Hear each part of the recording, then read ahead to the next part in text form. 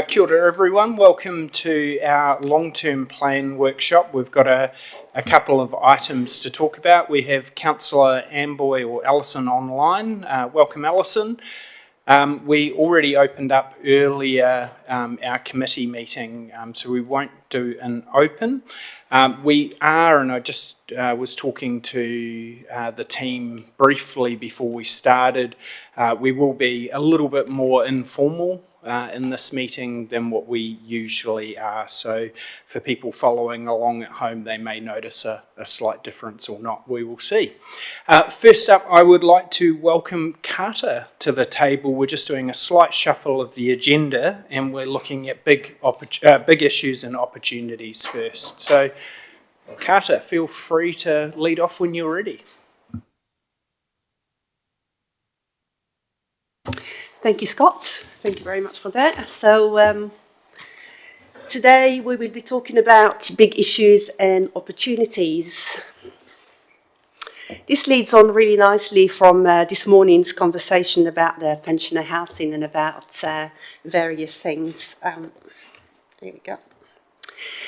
First of all, I'd just like to draw your attention to where we're at the moment. So we have, all the orange boxes have been completed. So far we have gone through drafting a strategic framework and having a draft strategic priorities with community outcomes. And we have an adopted environmental scan, and we looked at some of the forecasting assumptions.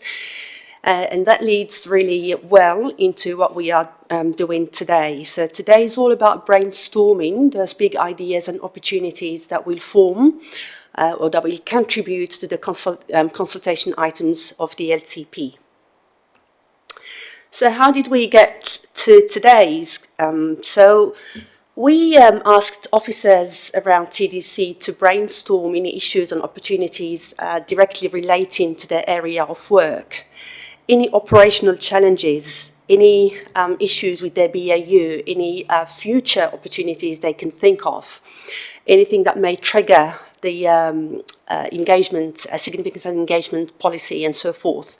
So we came up with the list, and I've got Tracy and Hamish here who contributed quite a bit because of the nature of their areas of work. So what today feeds into, it feeds into the priority issues that you'd like us to look at and maybe go away and investigate a bit more. So hopefully by today, we should have an indication of what you'd like us to focus on.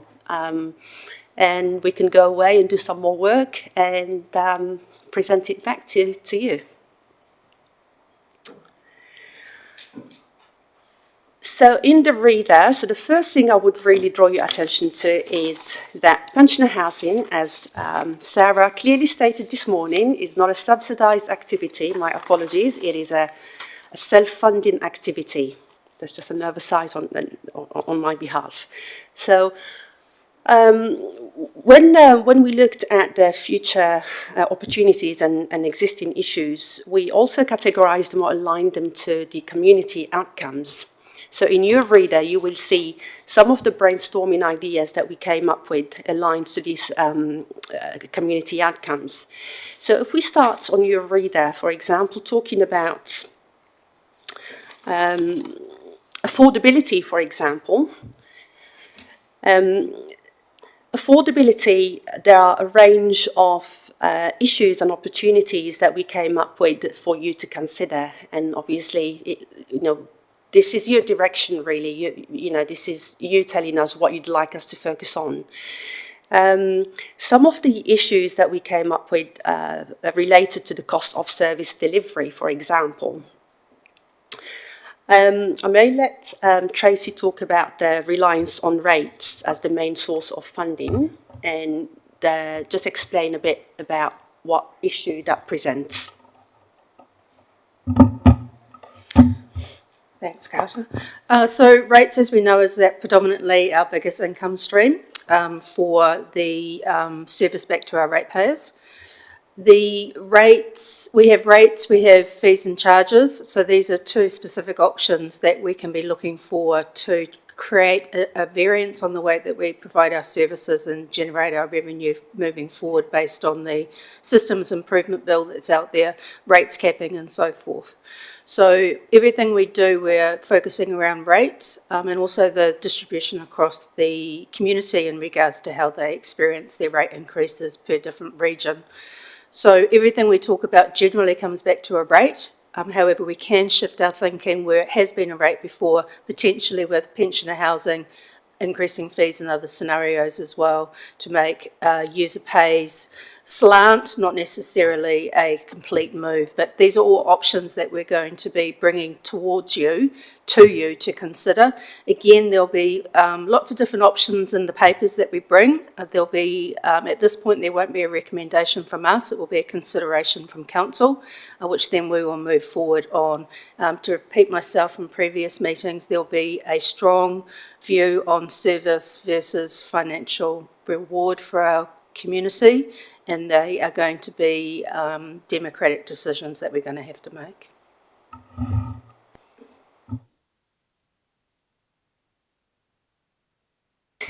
Thank you, Tracy.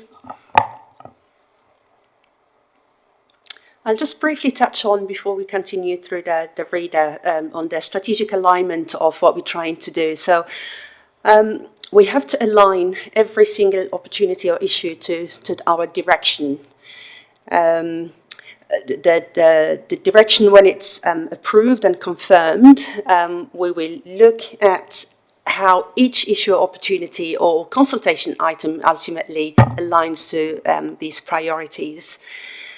We'll also look at the forecasting assumptions and the risks and your risk appetite. So if you imagine the set of items that we will come up with will very strongly relate to other pieces of work that we have already completed or we will be completing. So I talked about this at the start. And we know very well about the community views. We know that affordability, resilience, and these are reflected in the draft strategic priorities and outcomes. I'll pass on to Hamish to talk to you about another issue that aligns to affordability.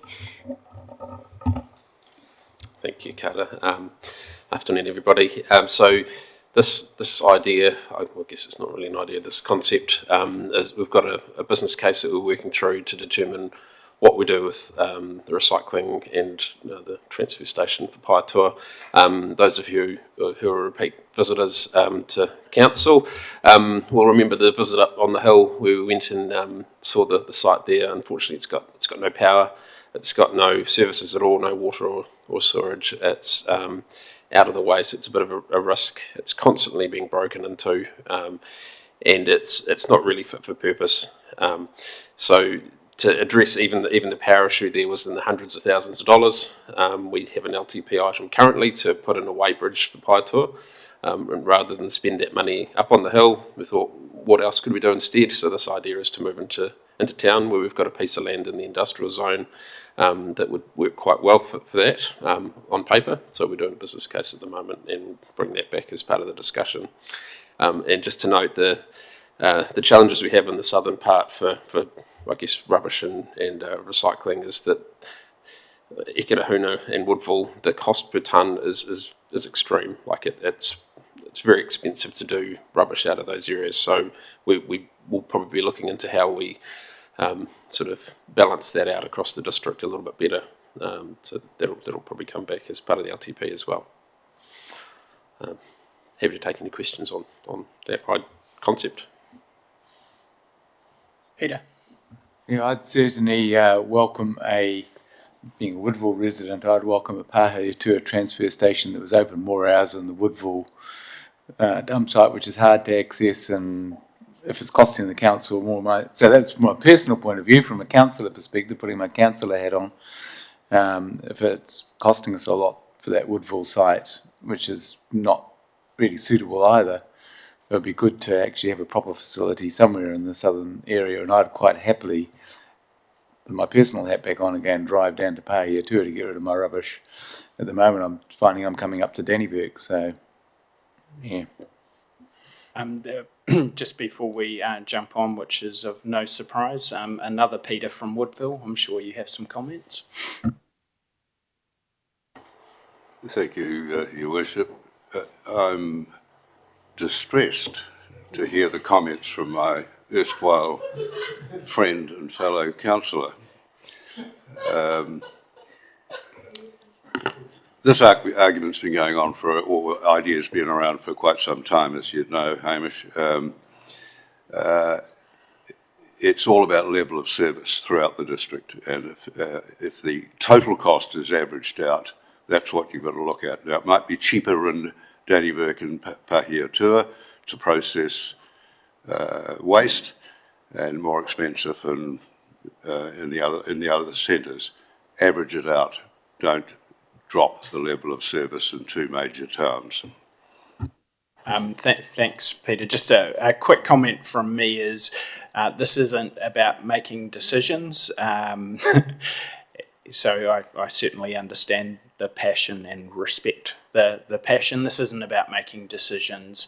However, we will have to have some of this information coming back to the table, and I think that's where we can be bringing up those other side issues as well. But thank you.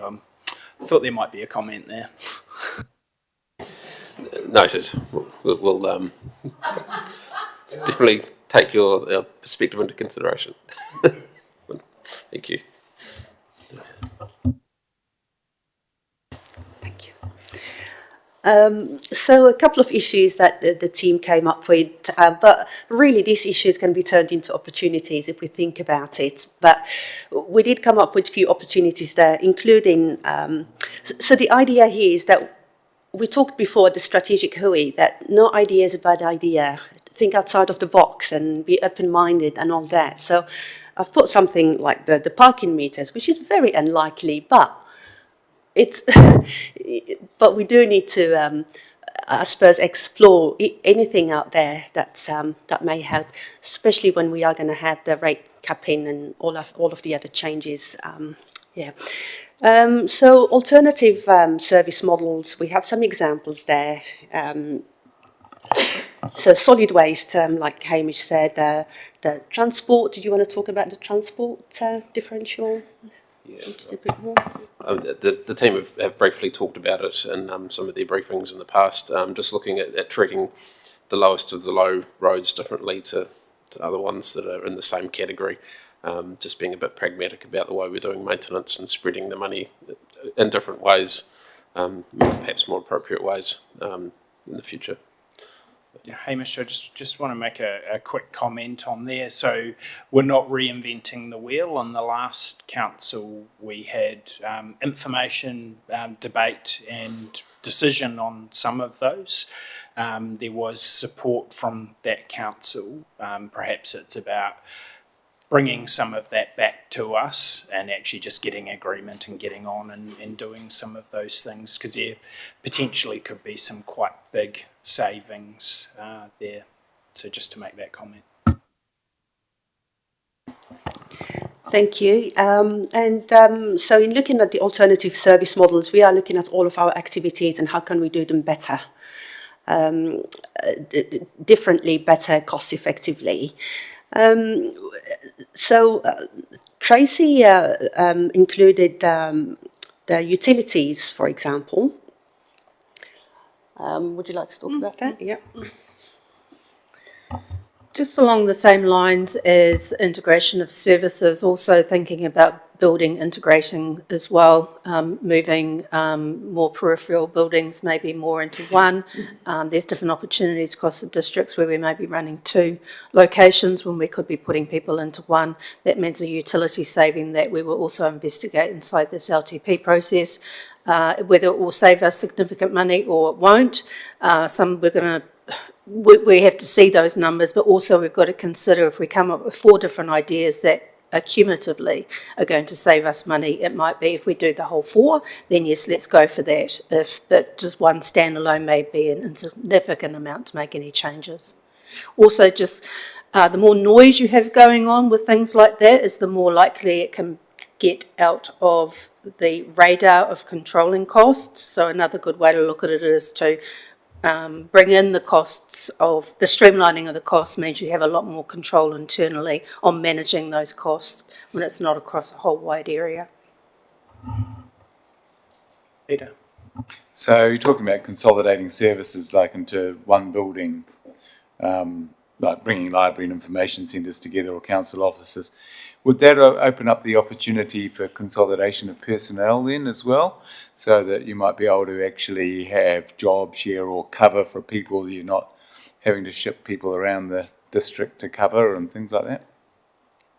All these are things that could be taken into consideration. You're right, we could even be taking that slant for internal shared services as well to make sure that we've got the cover. Again, it's going to be those democratic decisions around locality for our community or more centralised services for everyone. But we can certainly bring those options so that they're a wide discussion and consideration. Just a quick comment, and I'll probably do this a bit through different workshops, particularly with half of our council being new, but do some reminders of what the last council decided. And we have the ability to change tact for sure. Some of these things have been quite well traversed, particularly integration of services, other parts, and already have the democratic decision in the last LTP to implement.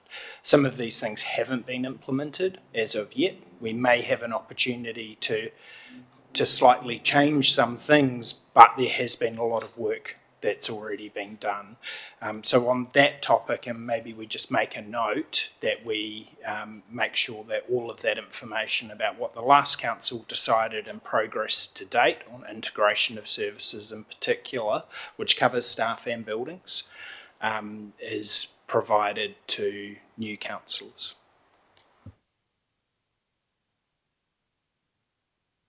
Peter. Thanks, Scott. Could I just ask that when people are talking to the mic, that they bring the mic up close and speak to it? If you don't do that, the effect is you may as well not turn it on. Thank you, Peter. That's noted. Looking at you specifically. Sorry, I didn't hear that. If you could bring your microphone. Thank you. So that might be a bit too loud now, I think. No, that's good. So if we stick to this community outcome around affordability and efficiency, what do you think about what officers have presented? Is there anything else that you'd like to discuss with us? Any other ideas? Anything that you'd like us to look more into? Thank you. Great question, Carter. I'll start with Chris and then Steve. Cheers, Scott. Carter, thank you. This has got some good ideas in here. There are some possibilities around the shared services or more around the integrated services and like our centres, for instance, Ikirahona, which is usually one staff that has to deal with quite a lot of things coming through.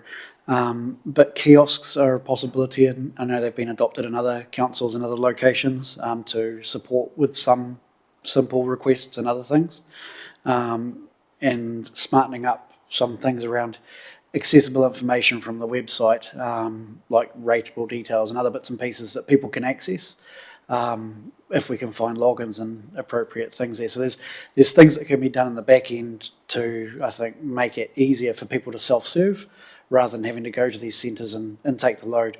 But I think just looking at reducing times of the sites and centres, that has had an impact directly in the Ikirahona library there, where people are not able to get round at that time. The staff are on lunch break, people are on lunch break, they don't get to get in until, at the end of their day and it's closed. So there is a consideration there about how much that, impacts there. Just to talk initially to the rates access, we just kicked off an internal software project, which I'm quite excited about actually this week, which will give all ratepayers access to their rates account online. So that will be going live, hopefully, definitely by the end of this year. We got a tentative go live of end of May. So we've been working on that since I got here. The council had done a lot of work before I got here, and we've finally got that project over the line with getting legal and everything happy with what we're doing, and we've interrogated all our AI access into systems, APIs, so that we're all very happy now that we are safe and sound for any of these attachments to come into our system. So we've done all the hard work, and now that's going to make a big, big difference to our ratepayers. And that's going to have a huge amount of comms around it, helping people that may not be comfortable online, but may become comfortable with what we can put in front of them and how we can teach them. But we will also run a manual service for the ones that really don't want to be online, don't have phones, don't have computers. So this is for the majority of our community. We will also look after the people that it's just not going to work for as well. All software solutions we put in place are for majority wins, with hopefully moving our whole community at one point, but we will never just throw it on the people that are really not comfortable with it. Customer services and the rates team will definitely be still available to support that. Also, just going to the integration of services, I probably blurred that into my electricity conversation. I don't want to distract from the work that Sandy's been doing in that space, and will continue to bring to the committee updates, and also the pensioner housing's up there. That's also coming in as separate papers as well. So this little list talked to that as well as the other opportunities that we had. And I'm going to say it before Peter asks as well, A1, and what it's going to do to our AI, sorry, I always say A1, AI, and what it's going to do to potential job reductions within our community. I would really like to be linking that discussion in with the growth that we're going to be doing through this LTP as well. I think it's got a direct correlation between we want to be socially sound on our community with those challenges, then our growth part of the LTP will definitely interlink with that as well. Thanks very much, Tracy. A lot there, which is good. Steve, you're up next. Yeah, thank you. The question I asked, it's similar to shared services, but it's on a commercial basis. Have you gone out and sold yourself yet to share services with other people to market yourselves and make money for our council?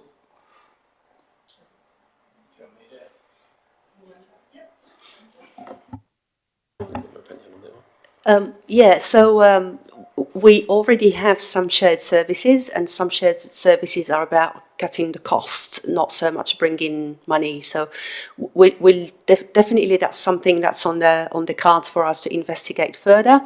But with shared services, in order to investigate and come up with the best solution, we need to invest time and money into that as well. So it's definitely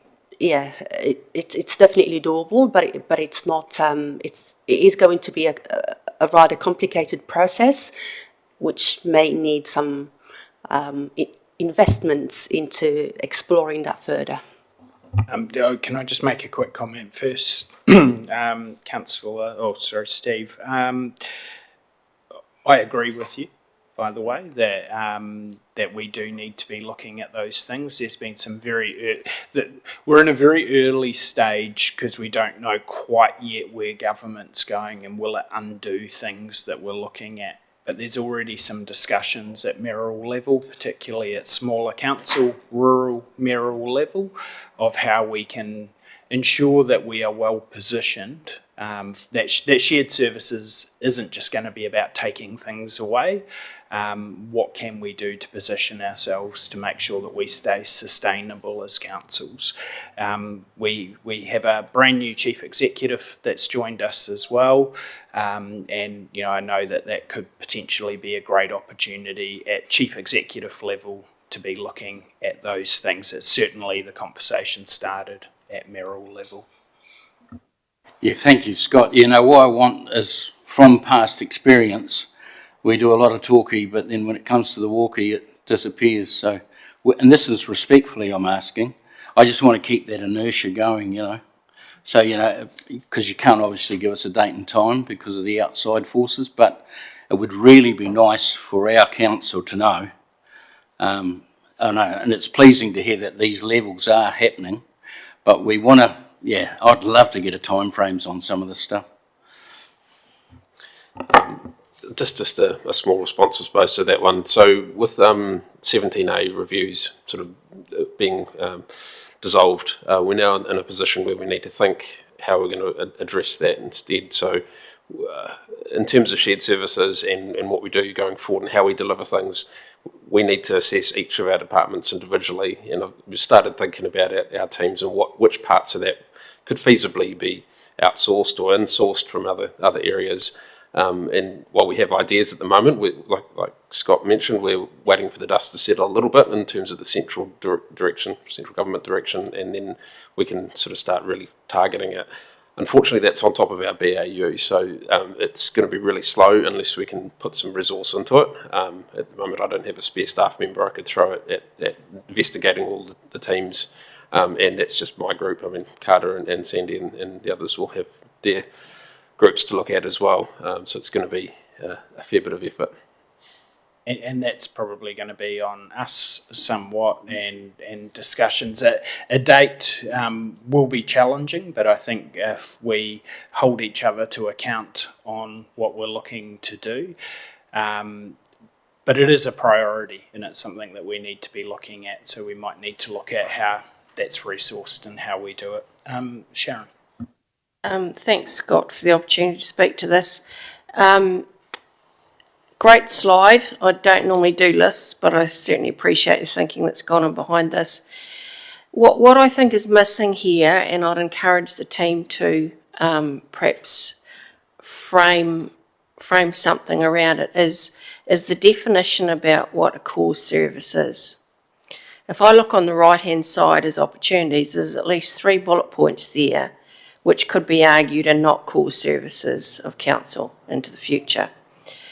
And so I guess I'm hedging a framework and a thinking that we still need to be applying the lens, knowing what central government is signalling, as to whether or not any of these opportunities or ways we rationalise them should still be in our kitty of things. So, and I'm not sure that's possibly for further on, but I'd hate to see a lot of work go into some areas where if we actually defined what the core service of this council is, they might not be on the list. So just a sense of caution that I'm signalling that will be part of my lens in assessing any of these.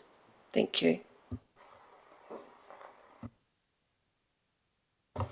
Thank you, Sharon. That's exactly it. So this is a brainstorming, blank canvas kind of thing, but really whatever we do, and before we go to the community, we have to make sure that we have checked against all our, all the systems bill, against our forecasting assumption, our risks, your risk appetite. There's quite a lot of work that we need to do in the background, and affordability is one of the, we're not going to go with the, an idea that we cannot afford. So there will be a lot of cross-checking with council before we finalise any items. Thank you. Thanks very much, Carter, and thanks for raising that, Sharon, because some of this won't even be our choice necessarily when the Systems Improvement Bill passes, and then after that is interpreted, which is the important part, and we see what councils are doing. I've got a couple of things that I'd just like staff to give some consideration to throughout this process.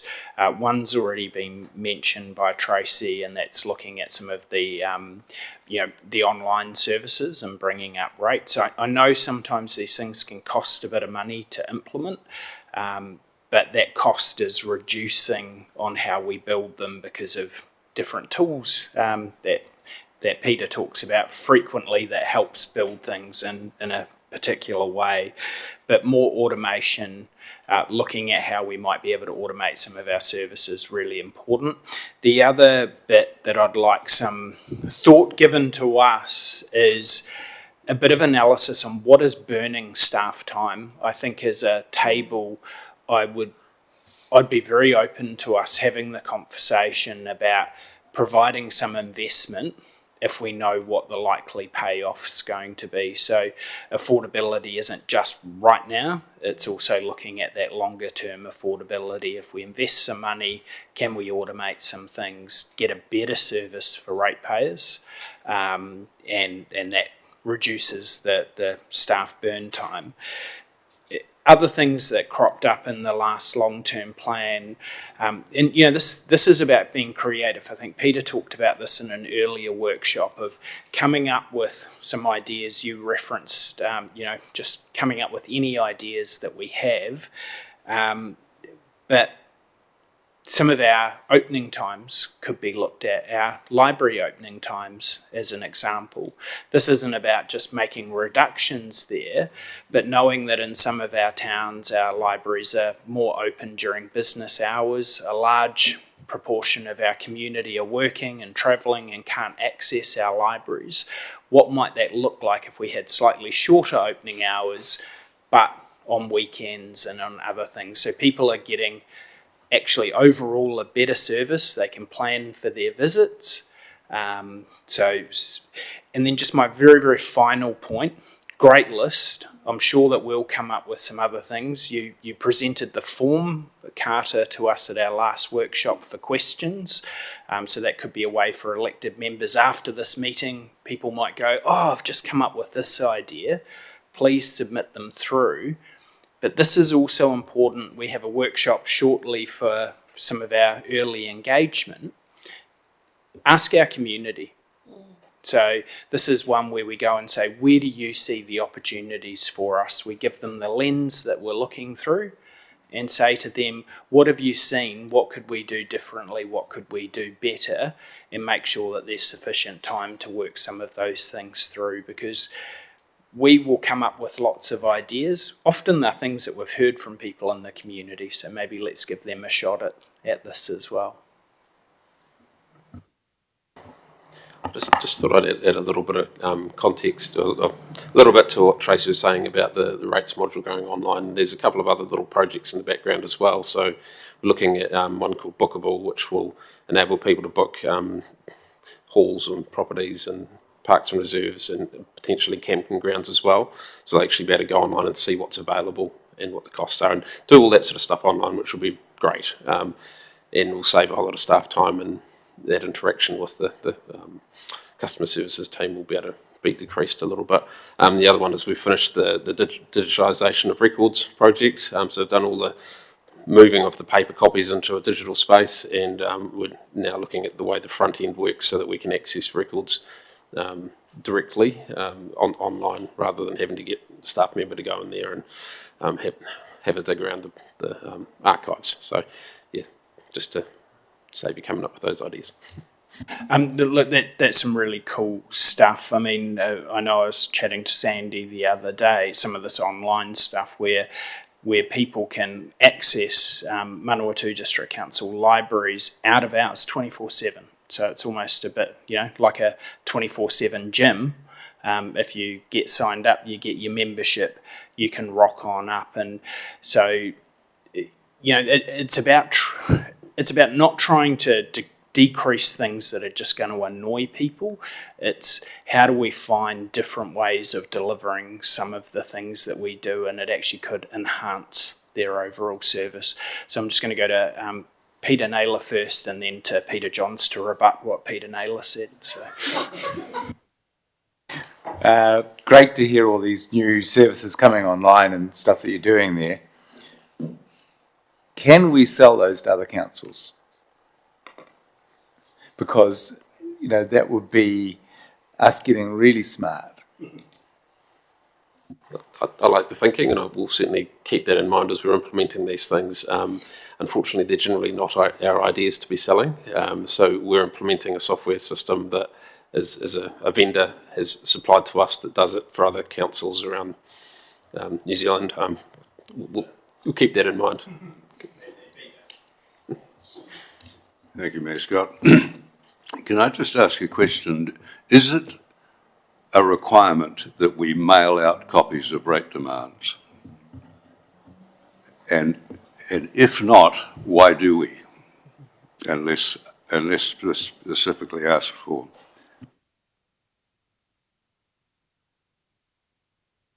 Thanks, Tracy. It isn't a requirement that we have to send out physical copies of rate invoices. We've only just now got the technology where we can issue them online. The reason why I know that is Horizons, you have a choice. So you on all of the rates invoices, it has go green, stop receiving your rates invoice. I'm sure that saves them significant trouble. So it is possible because and otherwise Horizons is in breach, and I'm sure that they wouldn't be.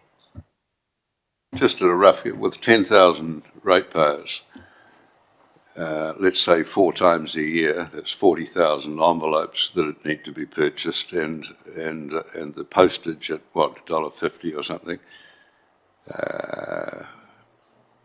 60 grand. Absolutely correct. The new payable system will mean that all those people that go in online will no longer be receiving a mailed instalment unless they exactly request it. So they can get that information directly on their screen or on their phone, either way they want to, of where their account sits, what's still outstanding, what's due to be paid in the future, and all payments and rebates and everything else applied to their account. That's awesome. So would that be at their request? They have the option, or do we tell them that there will be no hard copies unless specifically requested? That's something to be considered. We don't like to just take things away from people. If we do that, it will be a slow transition to move people into the new mode. But in saying that, the ones that are online will automatically be motivated to. It'll be the ones that don't go online that we need to still have manual communication with. Those will be the community, part of the community that we will continue with those comms to encourage them to move away from hard copies. And thanks, Tracy. One. I don't dislike your way of thinking, by the way, Peter, but we don't necessarily have email addresses for everyone to send that out. So it will be a bit of a process, but I agree encouraging it strongly would be helpful. Sharon, and then we'll go to Steve. Thank you, Scott. Can you just back up, sorry, Carter, because I just didn't want to leave the comment that I'd made before, because one of the last bullet points in your community outcomes on page 19 was a bullet point that reflected that in order to do some of this thinking around what's in and what's out, that you needed a project and a team around it to make it happen.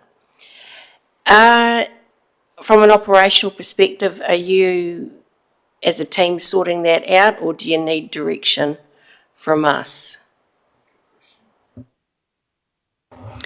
I think that would really depend on what we are doing and how big is it. And I think a lot of stuff we can investigate ourselves, and like, for example, the e-services, for example, or that's something we're already trying to do. We've got a digital strategy that's in draft version at the moment. We have a transformation plan that's in draft mode at the moment, purely to move us to the future and have a future-focused systems and processes.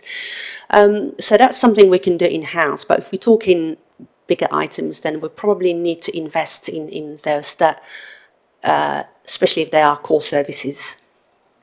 And I suppose it comes down to budget, right? If it becomes a project that you require budget for operationally, then that can be thrashed around and debated at the table. I must say, though, just compliments to the team on how much of this stuff is already happening, obviously within existing budgets. It's really exciting, so thank you. Steve? Yeah, thank you, Scott. This is to Tracy. Couldn't we offer a carrot to these people to make this paradigm shift to get online? Because I know if I was going to save $1, I'd be jumping at it. And that's what every other organisation that I'm involved in, that I get bills from, they do it. And they do it, but you win too. We both win. That's where I would say, that's just a business decision. Can't you do that? Something for consideration, Steve, I think. Yep.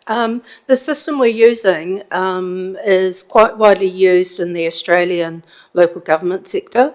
And New Zealand has now picked it up, and we're probably about the 5th council to install this now. They've got a great comms program around it, which will encourage our community to come on board with us in this journey. It's all part of the experience that they've learned over many years of deploying these into new communities in the local government sector. I haven't seen that yet, but I know that it's going to take us a long way towards encouraging our customers to take up the option. Love a little bit of shared comms. Elizabeth.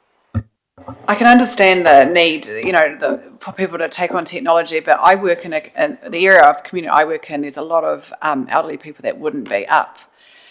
They're just at a point in their life where this is not something that they would consider. It's too stressful. And my 92-year-old grandmother literally just got an iPad the other day for the first time, and I got a Facebook request from her. But I actually thought it was a scam, because what the heck is she doing requesting my friendship on Facebook?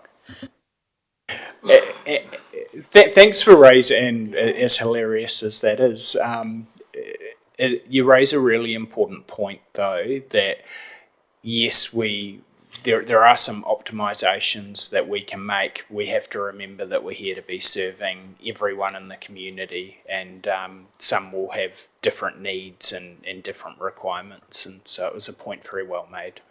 Elizabeth, thank you. I just wanted to also just make a financial comment on the core services and the shared services approach. Core services, my intention was, and I think it's all our intentions, were that we would be flagging them as a still core service or not in the paper that we bring. But I hear your point, and that might be make sure that we definitely are looking for those definitions as we come through. That was our intention, but I think we need to make sure we're very mindful around that. And the second thing's around shared services is the reason we're talking about investment for investigations is just to give you a quick insight into a shared service, potentially in a back office shared services. Your revenue comes in, your volume increases, and then you have to work out how much staff you need to do that. Now, you want to be working effectively right from the very beginning, and you don't want to get it wrong. So you don't want to be understaffed, you don't want to be under-resourced, or you don't want to be depleting your service at any level. That's why there's a cost involved in that sort of scenario running, to make sure that the framework that you are going to introduce yourself into is tried and tested through many other industries that have done these things, and that we can get it right from the start. Whether we have the internal resource or the capability to do a quick paper on that is maybe where some of the money comes into, where that council can guide us on whether they want us to invest in that or not. Yeah, thanks for that. Chris. Chair Scott. Going a little bit into the shared services and the new applications and software in the back end, is there a bigger picture here to cost saving and integration internally in council with the different pieces of software, information pieces, and trying to centralise more information essentially, not trying to expand on it, saving in software costs. There's licensing fees and a ton of application fees to use of applications. Is that a key driver for that? Absolutely. So very soon we will be upgrading our core system, ERP system, and with upgrading the system, we are going to be looking at how we can streamline and consolidate and get rid of all these little applications and systems that we have on the side. So yes, that is a very key driver. No, thanks, Carter.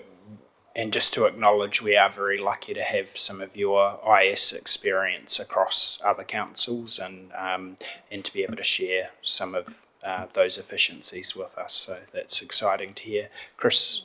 Yeah, just a little more on that. Just appreciate the comments and thank you for that, because I think that's a big piece. Having worked in the environment for a very long time, I understand how challenging it is to bring in change to that level. I think the big one, and I'm not going to go into it, but just the thought antenna and making sure that's fed directly, or what we do in the future, because that's always going to be a key for me, because it's public facing. So yeah, just a comment. Thank you. Growth is the fourth community outcome, and this is all about economic development, growing, how can we promote the district, tourism, and everything that falls within that area. So this is something that we really should focus on, and we'll need your direction on what we should be looking at, what we should be exploring, and who do we need to talk to, and all that. I'll start off here, if that's okay. I was certainly part of the last council that made a decision to reduce or remove activity in that space. And I think we made the right decision because the way that it was being run perhaps wasn't the way that it needed to be in the sort of new world that we're in now. In saying that, though, I think in some cases with economic development, we're missing a trick. We're missing a trick in not having the capacity to be applying for external funding in the same way that we were able to beforehand, and just have a lens and an eye over the growth that we believe is coming to the district. We've already spent considerable money on our growth strategy, calling it a growth strategy, but we have huge opportunity in our district, and I worry that because of the way that we've funded it as a council, any of that becomes an afterthought or it becomes an accident. And I think we need to be much more intentional about what we're looking for. So I am absolutely all about making savings wherever we can. There are some things that we need to invest in. I don't know what the solution and what that looks like. I think that could be something that we could be testing out in Peter Johns' committee, which is focusing on growth, to come up with some ideas on what that ideally might look like. But I just want to flag now that this is an area that I think we need to have some focus on, not to a huge financial level, but some focus on in this long-term plan. Sharon. Thanks, Scott. Like you, I was on council when we reduced the effort going into this, and perhaps it was the way we did it, I don't know. That you've made a statement here, though, Carter and the team, that because the scope was reduced, it's resulted in missed opportunities for the district. Now, I don't know whether it's appropriate through this forum or through the growth committee that is meeting next week, is to consider what have been those missed opportunities. Because it's easy enough to say we've missed some, but how big were they? How important could they have been to our district? Still with that mindset of, is this our business anyway? We've got lots of other organisations out there that this should be their business, not ours. So I'd be curious to see through the growth committee or through this forum what have been the missed opportunities, Carter. Thank you. Just very, very briefly give you some examples. So when we had economic development, we were very, I believe we were actively out there representing the council. We were attending the Business Chamber of Commerce. We were attending a lot of events around the district, and we completely stopped. So I used to get a lot of emails from those people who we used to connect with, asking for us to represent TDC or for the council to be involved in these events and to promote the district. But unfortunately, we weren't able to. We don't connect with the business community. We don't really understand how we can grow, how we can help, how we can apply for funding, how we can, So we stopped a lot of things that we used to do. Just as an example. I'll jump over to Chris in half a second, and then over to Kashan. I think we received a report today in our service performance report, and in our service performance report it had some of the economic development criteria or measures. One of those was applying for external funding, and we had a 0 there against a target that we would have applied for things. By the way, I don't think we should just be applying for things for the sake of it. Sometimes that comes with cost. but we don't have a huge amount of money. We are in a constrained environment. If we can get someone else to pay for something that we want and we need, let's make sure that we do that. This isn't a conflict to mention because this isn't decision making, but there are absolutely other groups out there. We have chambers, we have business groups in Pahiatua.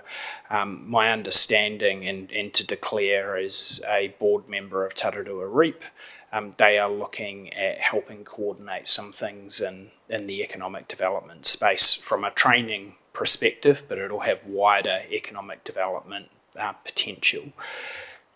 So it's not to say we have to do it all on our own, but at the moment we don't have the operational capacity to be able to even know what's happening in that space and how we might be able to adapt and influence to it. So I think that's quite important.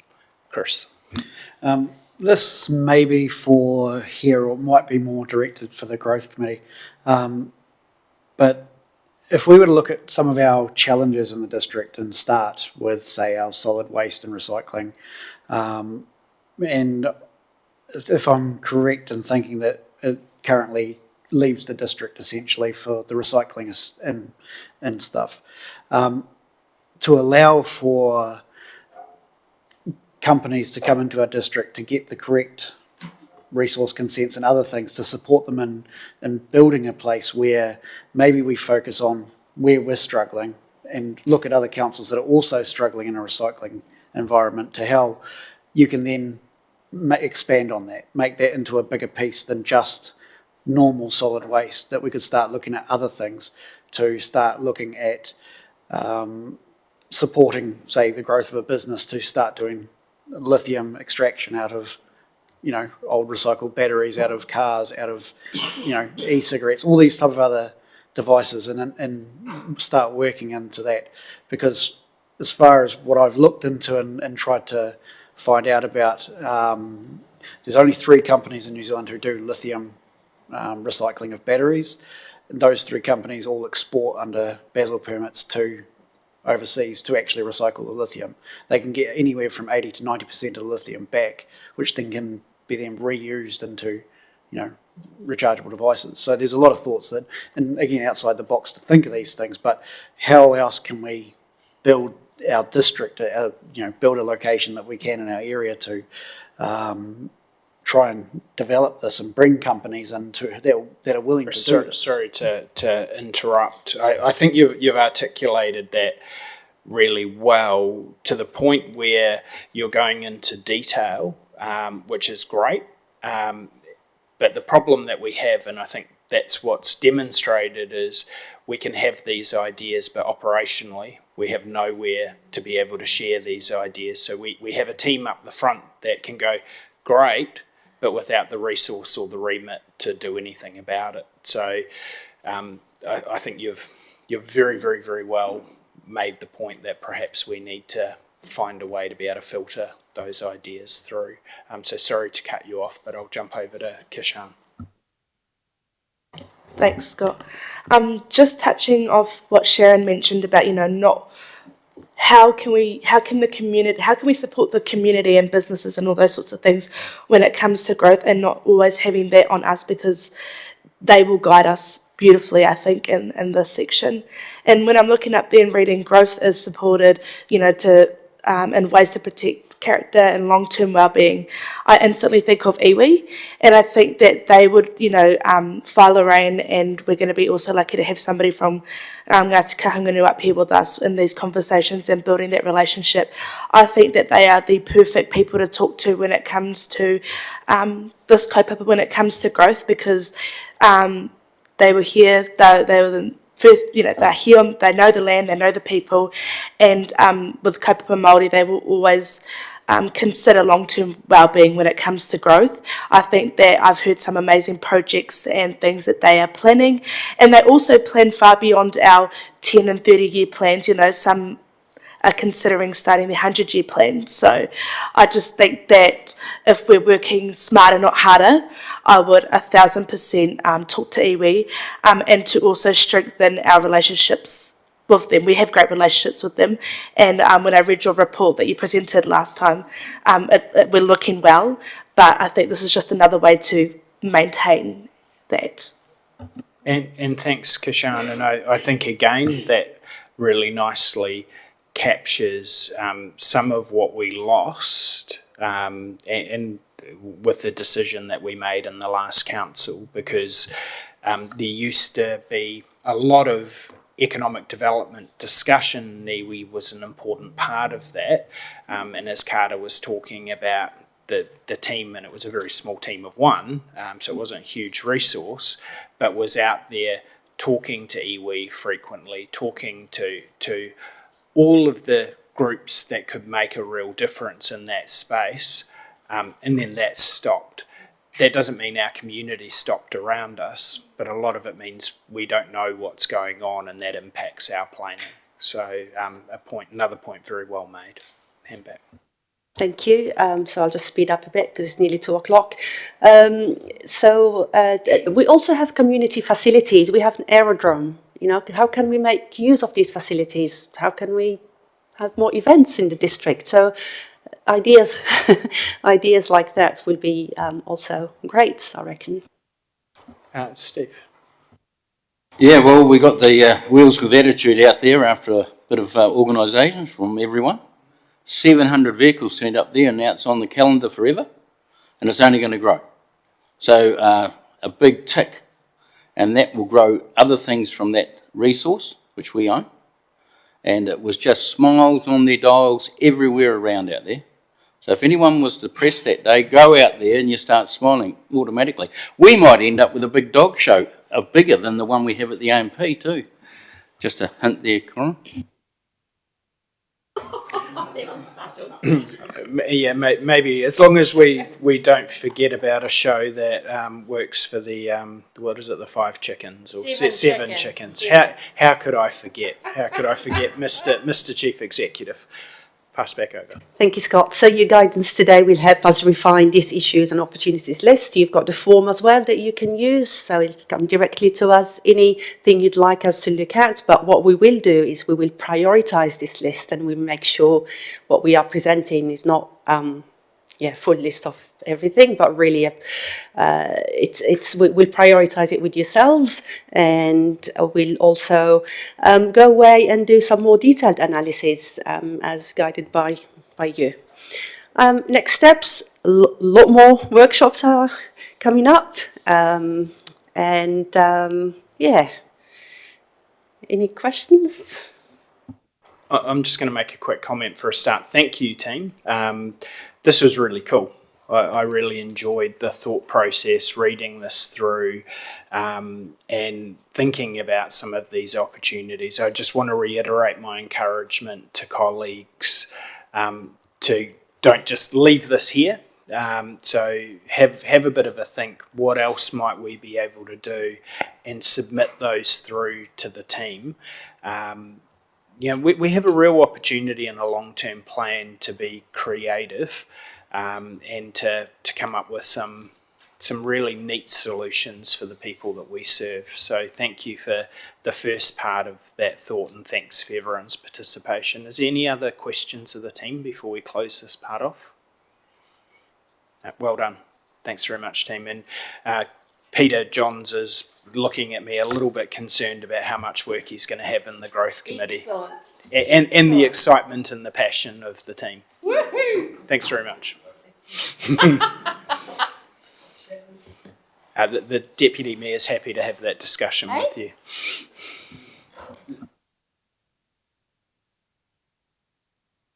Team, what we might just do is just have a 10-minute break as part of the transition. I'm getting some nods at the back, so that's very helpful. If we could be back, please, at 10 past 2. 10 past 2, please.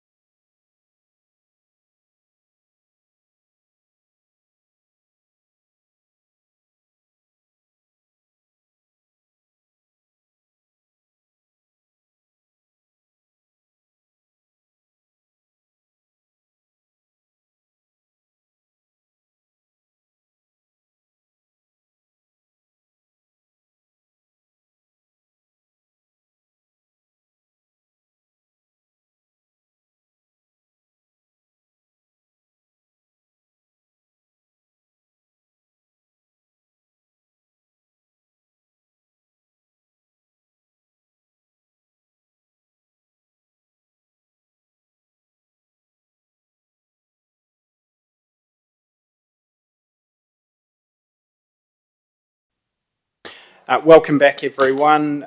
Really excited that we're now moving into early engagement planning. This is a really important thing for us to be looking at as a council. It reflects a little bit on part of our discussion in our last one of actually what do our community want to see from us? What do they want us to do, and get that buy-in a little bit early.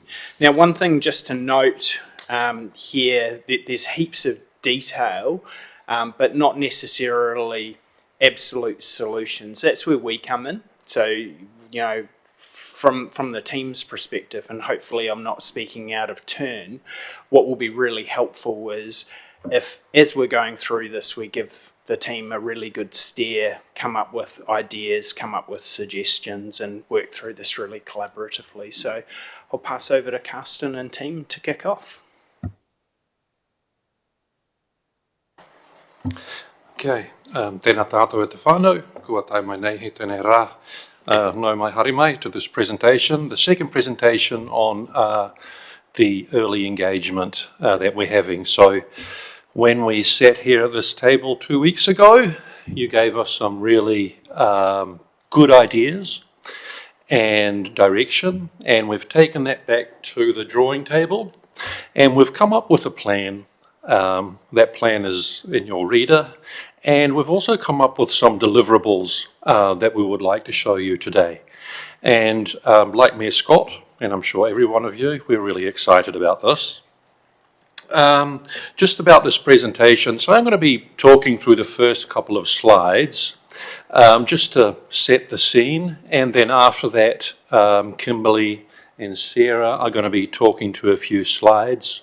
As you may remember, last time round we did not, because of all the good conversations that we had, we did not get to discussing the key messages that would like to flow through in the early engagement, so we'll be doing that today as well. Okay, I'm sure you're all very familiar with this slide here. So at where the red circle is, you see that is around the early engagement period. That's also something that we'd like to discuss with you today. So the team is going to suggest a time for that and some dates, and that will come up towards the end of the presentation. So yeah, it'll be good to get some direction on that too from you. Right, so the purpose of this workshop today is to discuss and determine the approach for the early engagement. So, like I said before, we've taken those inputs that you gave us and we've woven them into the plan that we're going to present today. And we've also listened to the discussions that you had last time around about the significance and engagement policy. We've drawn on our comms strategies and plans that we have, and we've also drawn on our experiences as comms officers to put this together.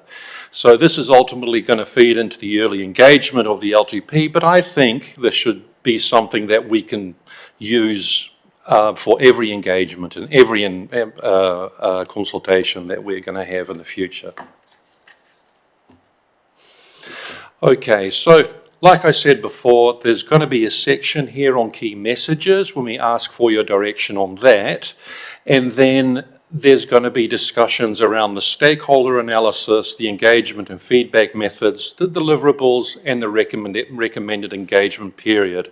And these are all things that you'll find on in your reader. So there's going to be a slide for each of these items.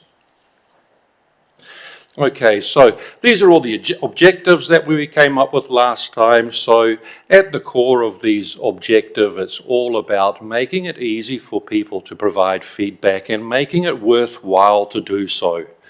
So when the council kōrero is clear, we get good feedback, and that's useful for council. People feel heard, they understand how things work, and that in turn enhances our trust and reputation. And also, I think an important part is that we not only listen to the loud people in our district, loud people, but also to all the groups that we've identified in our plan, which is in our reader. Okay. Just to double check, the Deputy Mayor just wanted to double check. Definition of loud people, yes. Okay. Yes. Do you want a definition of that? No, okay. Okay, so now we'll move into discussion. Over to you, Kimberly. Our first discussion item today is key messages. A key message is the main point of information you want your audience to hear, understand, remember, and act on. Generally, when you develop key messages, you'll have 3 to 5 bite-sized summaries that are used consistently across your internal communications and your external promotion. For the long-term plan, it's likely we'll need to develop 3 sets of messages. The first set, and the one we'd like to focus on today, is the overarching key messages for the long-term plan as a whole. What is the ultimate message we are sending to our communities as we plan for the future? We'll also need a set of key messages specifically for the early engagement phase, when we'll take a lead from the overarching messages, our conversations with you, and once we have a clear idea of exactly what it is that we're going to engage on, we can shape those accordingly. And then finally, as we approach our formal consultation, we'll need to again develop a set of key messages that align specifically to that phase. But just coming back to today, I'd really like us to focus on those overarching key messages right across the long-term plan. Opening up for discussion now. No, thanks, Kimberly. And it might be that we sort of come up with some of the themes and the tone of what we're looking for, and not necessarily get into a complete wordsmithing session here.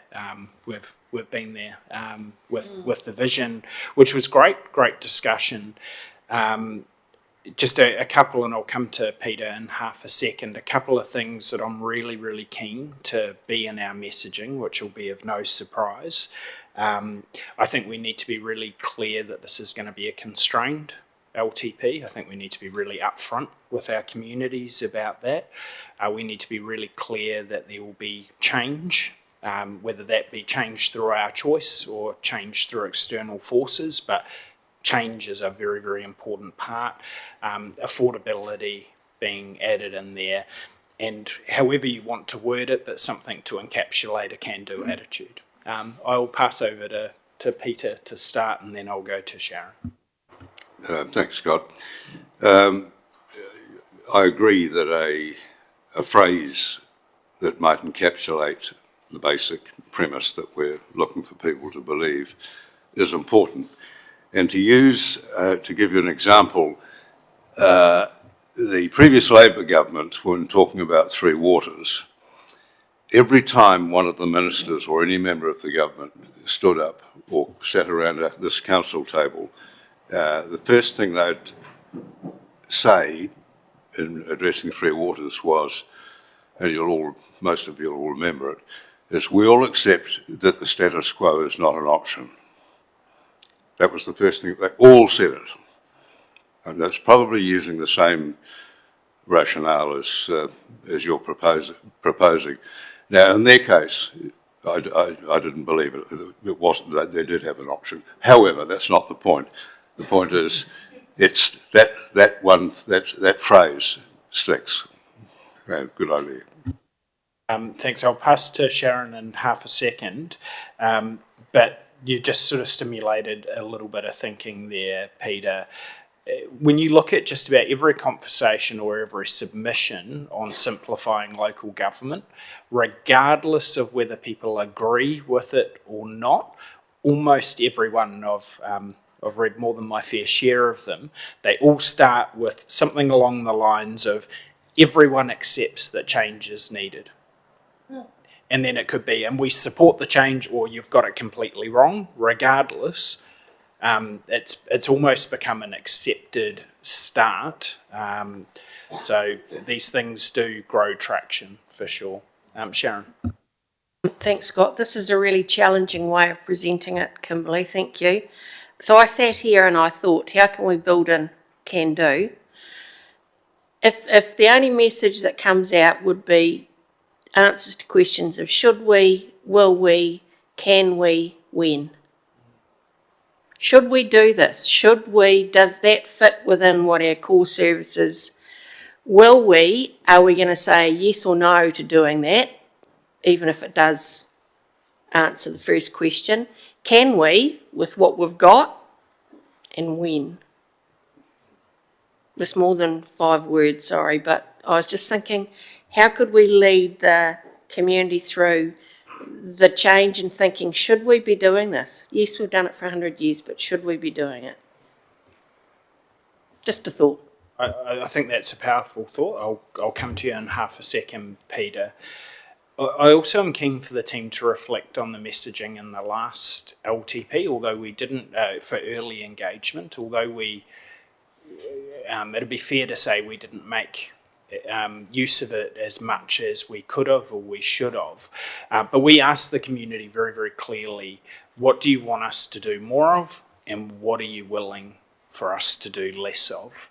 And I think that can inform some of those conversations. And I think we do need to be asking some quite targeted questions. And I think we can be a bit provocative with some of them too. So it actually gets people going, no, I need you to carry on doing that, or actually I'm happy for that to drop. Peter?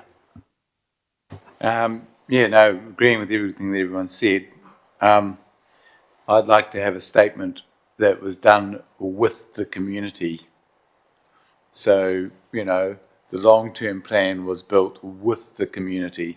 So that, this early engagement and consultation stuff, which you're coming to, I'm really excited about, and that's great. But the message needs to say that we want to do this, so we want to do it with the community up front, and the result has been delivered with the community. Something like that. And lots of councils do that. It's about that they'll have a tagline with that in it. And I think it's finding that balance where it's genuine and people see it. We made a bit of a joke about Carsten talking about some of those loud voices. That is really important. Because often you'll have people that are very passionate about a particular subject or a particular idea, or people that can type really, really quickly on Facebook. And we have to be careful that we're hearing more from our community than just that. To be fair, if we only followed Facebook feedback, very, very few of us would be sitting around the table now. Kishan? I like, future. I like that word future, but perhaps something along the lines of, planning for today and tomorrow or something like that, because I think that often we felt like we're making decisions irrationally or, not always thinking of the future. So I definitely think that that's something that should be in there. We're not just making decisions for now and, considering all the changes we're going through. We're not just making these decisions to quickly move with those changes, but we're thinking beyond. Yeah. And I think I really like that, by the way, because that's the whole purpose of our long-term plan. And whether that's like a vision statement of where we hope we might be in 10 years, and asking that question, do you want this in 10 years? What do you want at the end of this 10-year period? Because this is our chance to leave a legacy after this council's over. The decisions that we make, yes, LTPs get updated every 3 years, but what we decide to do in this long-term plan will have an impact following that. So let's be really clear on that and show people how to get themselves involved.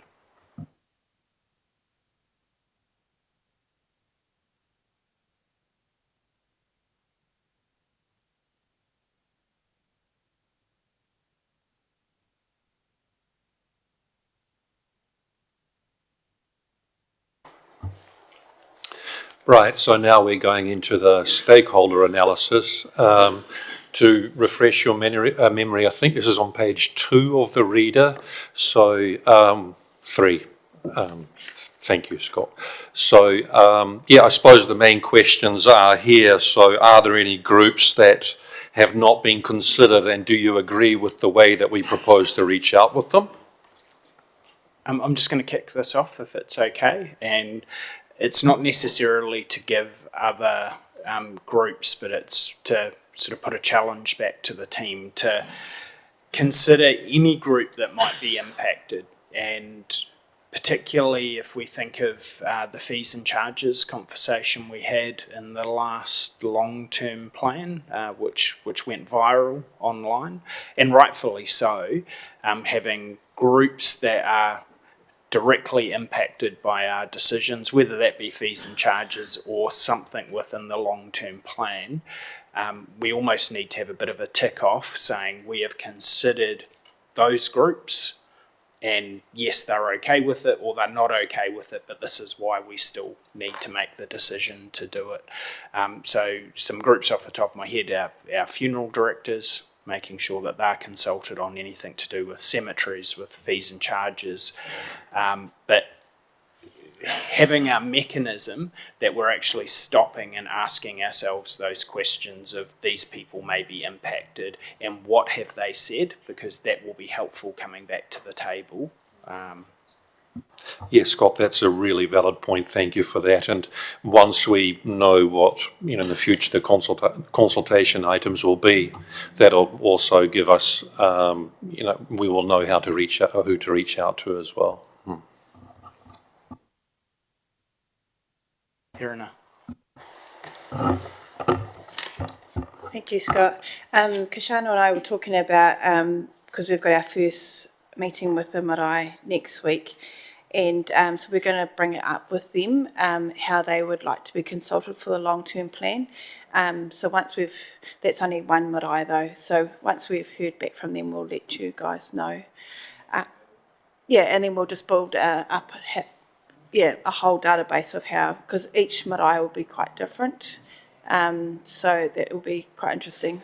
And I guess same with iwi, when they're in the room, they'll be able to give us how each iwi want to be consulted with as well, because that could look different to what we're thinking. I just want to thank you, because I think that's really cool. We've got us as councillors out, either in our portfolios or outside of our portfolios, engaging. So start asking those questions, because the worst thing that we can do is sit there and consult at people that are not interested in getting the information the way that we want to. When it comes to iwi, absolutely we'll have iwi in the room, but it's also more than that, in my view. So will be a conversation through at chair level to make sure that they are comfortable from their iwi's perspective, that they're getting the right inputs for what we're doing. We'll have that direct voice in the chamber as well. But that's, as far as I look at it, that doesn't mean we've just completely ticked that box. There's still more that we can do. Irina. Sorry, just to add to that, Kashan has been reached out to about non-mano whenua Māori. She's sort of been talking and thinking about how we could reach out to them as well. That's another important area for our portfolio, is making sure that everyone is heard in our area. Alison's got her hand up too. Alison. Hi everyone. Hi everyone. Sorry I couldn't be there today in the physical form. Just had some work obligations, but love this report. But some key stakeholders that I think might be important or should be considered is our autistic and people on the spectrum. I'm not sure if they already have, how you reach out to them, or if you already do, but I just think it's really important for them to have their say, especially if, I know that they're already quite vulnerable, but they also use the services such as libraries and other things like that. So it's just really important that they have a say, just because I know those spaces are really important to them. I had a conversation with somebody in the community about how we can involve them. So it'll be really good to see how we can do that. And also, I think it's really important that we touch on our ethnic communities. A lot of them here are citizens who have, Asian or European backgrounds. And so they want to get involved. They just don't know how. But that's all from me. Thanks. Love to hear your thoughts. Thanks, Alison. One challenge for people, especially if they're speaking to individuals or groups like that that are keen to get involved, is ask the question of how they'd like to. That can be really handy. I am also, Alison, seeing as you already just jumped online to get your perspectives on youth, which is a very important part of consultation.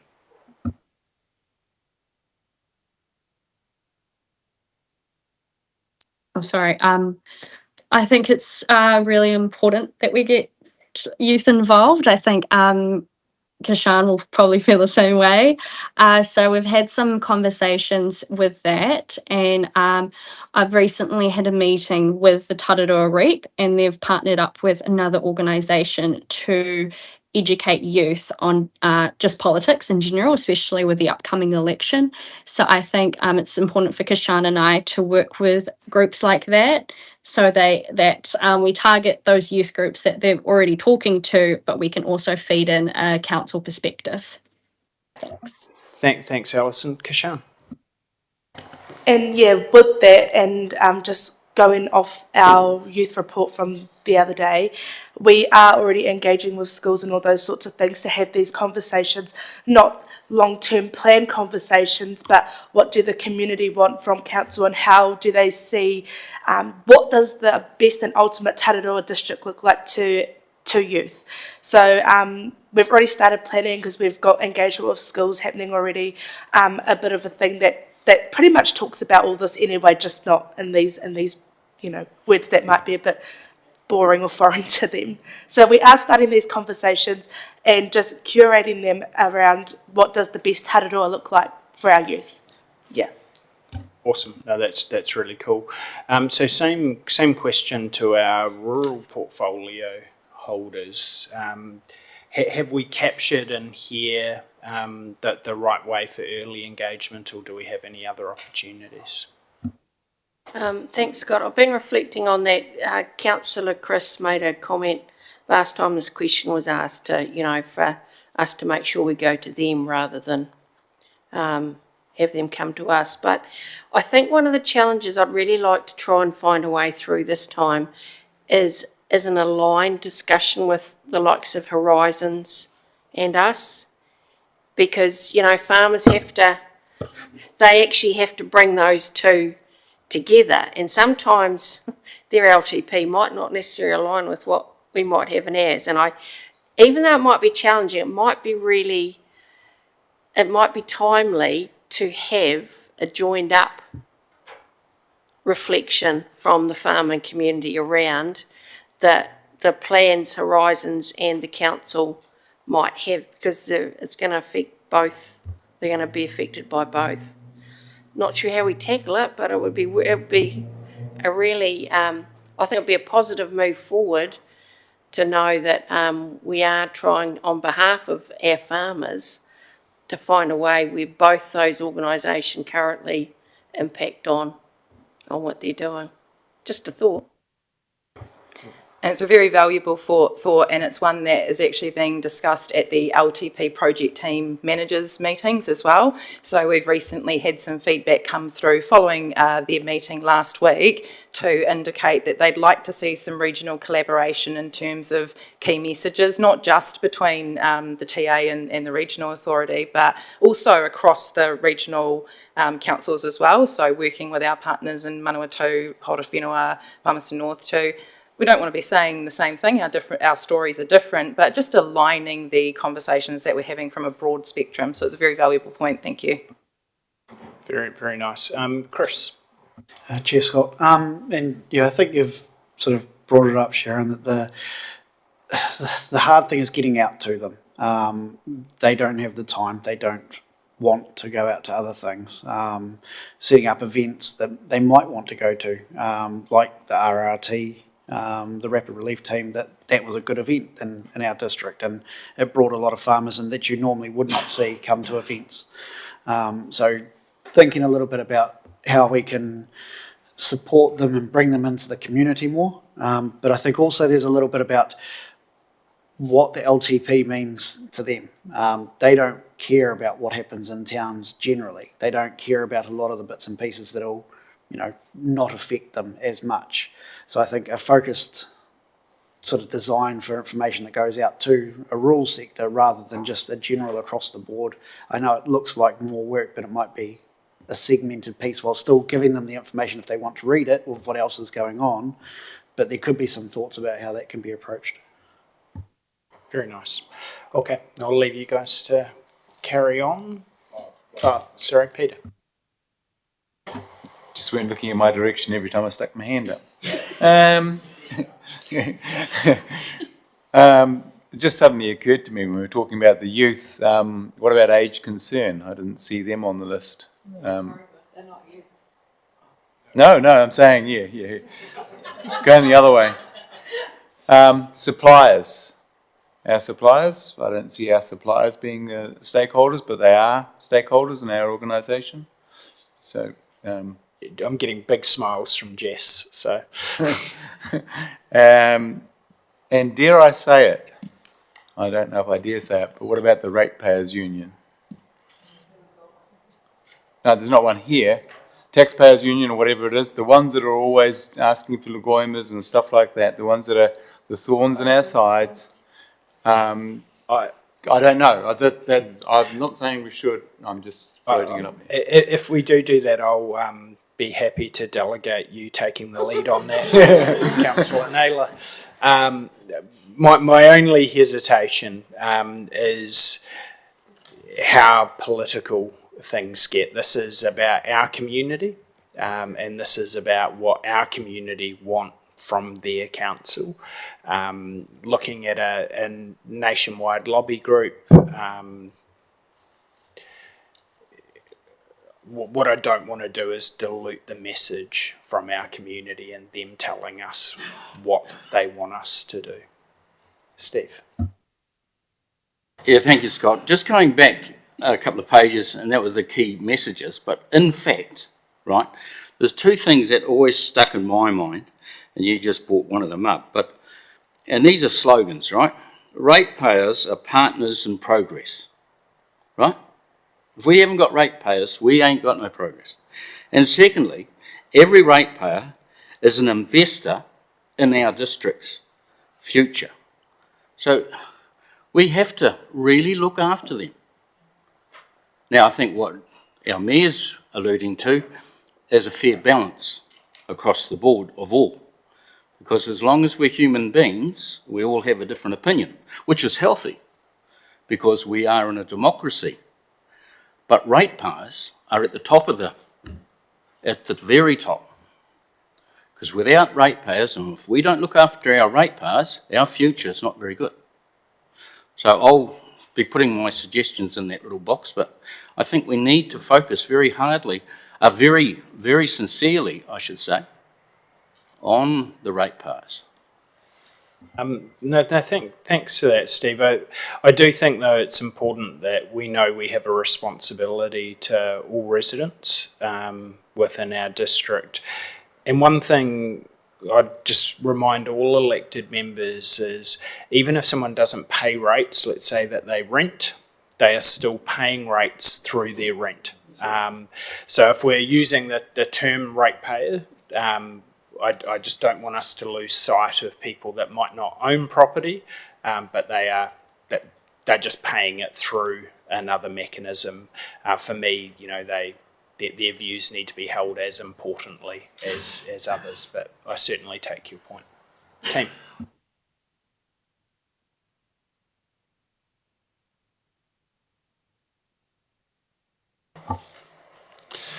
Okay, last time round, you made it very clear to us that digital and online was important, but there should be balance. We should not forget about print, and we should not forget about in-person. And you also asked us to elaborate a little bit more what extraordinary would look like. Now, we've come up with something that we'd like to show you later. Kimberly's going to do that, and we think this sort of dips into all, it reaches into all these things here, and it's called the investment game.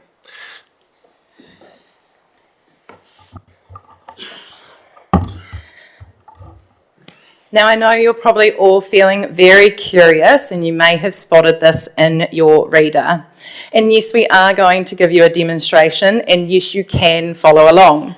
But before we do, don't get too ahead of me. I'd like to tell you a little bit about where this idea came from and why we believe it's going to be such a powerful tool when we get to engagement. You told us the public don't really know what we do. There is a perception that we are wasting money. We really need to rebuild trust with a lot of our people. And as much as we need to address all of that, we also need to hear about and celebrate the good. You also told us this will be a constrained long-term plan. Our community needs to understand there will be trade-offs and that you're open to extraordinary ideas, but you want something impactful and at minimal cost. We heard that whatever we deliver needs to be distinct and different while being simple and eye-catching, presented clearly with corporate branding boldly applied. It needs to strongly align with our council values and our new strategic direction, create better understanding of council services, and create a better understanding of the choices and the required trade-offs. Early engagement needs to be more than just asking people what they think. We need to empower our communities to really help us plan for the future. This needs to be a conversation. It needs to be extremely transparent and delivered in a way that shows we genuinely want to rebuild trust. So, introducing the investment game.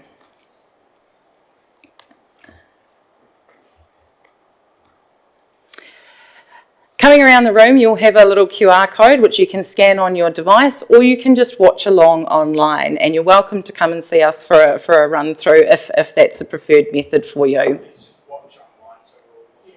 That's absolutely fine. This idea started as a what if, and it very quickly transformed into what you will soon see. We've tested the idea with Mayor Scott and multiple staff. Every person we tested this with, I'm so loud for the microphone, every person we tested this with added value to the tool, and for us that's a sign that we were on to a really good idea. So I'm going to do a quick demonstration of the prototype. This is the investment game. I'm just going to zoom in if it will. We want to see what the budget would look like if our community were in charge. To do this, we've developed the investment game. This is based on our current annual plan 25-26 expenditure levels, and while it will need to be updated to reflect our 26-27 annual plan, this is just a prototype to show you how this idea might work. Users can come in and see the various council services that we provide, from running our council and what this pays for, to community spaces and what this pays for, to supporting business, supporting community, consents and licensing, roads and transport, looking after our environment, which breaks down into waste and recycling, district planning and emergency management, and water services, and we'll come back to that. The tool starts off with our annual plan expenditure levels ready loaded. It shows what what the budget would look like if they left it alone. What does maintain look like for running the council? It explains it just underneath. And I know it's quite hard to see, sorry. I don't think I can get any more zoomed in than that. It also shows if they start to reduce spending in one area, what it would look like if they grew the service in another area. Thank you, Deputy Mayor. This will give the elected, out the other end of the data that we collect through this tool, a really clear picture of where our community wants to see growth and where our community is okay with seeing reduction in services. I'm just going to carry on down here. So as they go through, they will enter in the amounts that they would like to see the investment. They can even choose their values mode, and I've got the ages in there. If you don't know what a boomer is, a Gen X is a millennial. So currently, if I just pop back up and reset the annual plan levels, let's see where we currently align as a council. Dun, dun, dun. Currently, we most align with Gen X, which is ages 45 to 60. Pragmatic and balanced. You want reliable services without the bells and whistles. So it's quite interesting as you click these, you can see. For a boomer, I think it says something along the lines of you are focused on core infrastructure and delivering the things that are most needed. So something along those lines. So as you go through, you can apply the boomers mode, you can apply the millennials mode, and you can see where your investment levels sit in comparison to other people within your generation, your mum's generation, or your kids' generation. Once you're happy with your investment plan that you'd like to share with council, you can go to the next page and share your feedback. And this is where the more traditional methods of engagement will come through, and we have the engagement form. Currently, we have loaded the engagement form with the community outcomes. Apologies, they currently say strategic pillar, but community outcomes, and we've got an opportunity there to share our new strategic direction with the community and get some feedback on it. Please note, these are all placeholders. We're really keen to develop these questions in collaboration with yourself. So we've got reputation, growth and resilience, affordability and efficiency, which I am missing off there. We've included at this stage a keep, start, stop, which if you haven't heard of it is a really great model for capturing the good. What do you think that's working that we should keep doing? The pieces that are missing, what are things that we should be doing that we're not currently doing? And the opportunities where people are okay for reduction. What should council stop doing or do a little bit less of? And it wouldn't be a feedback form without an additional comments box. Once the user has moved through the pieces of the form, they'll get to review their full submission. They can choose to go back and edit it if they're not happy with it, but here's their district investment plan that they can not only look at, but share with their families and friends and help us to promote this engagement at no cost to us. They can see whether they applied a values mode and who they most aligned with. They can review their feedback before submitting it and then submit it. And we're hoping to have a function where they can actually click share and easily share that through to their social media and say, this is my district investment plan, go and create yours. So that's a quick tour through the engagement, the investment tool. Before we move into discussion on this, I'd like to quickly hand over to Sarah to expand how we see the practical application of this tool outside of its current digital format.